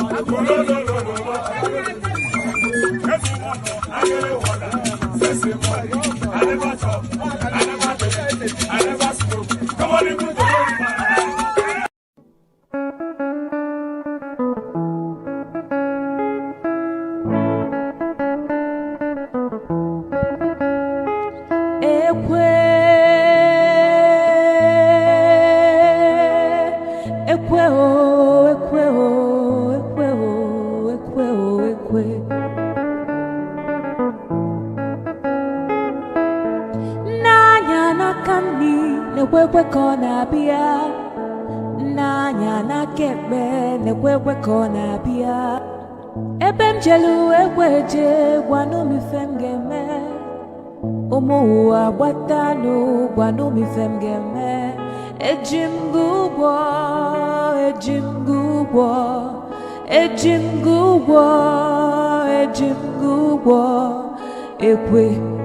ekwe mbadike ekwe mbadike ekwe anokwa mbeme jalobia iwe bụ akpa ego ebia iwe dokwasị m n'ukwu iwe na yom weju iwe na-ebe akwa ị na-ebe akwa onye na-eti gị ekwe mgbadike ekwe onye ibe m na-ewe iwe nya biko wee gbuo ya ọsụkọsụ nwamkpi nya biko sugbuo ya onye ibe m na-ewe iwe nya biko wee gbuo ya Osukosu nwamkpi nya biko sugbuo ya selense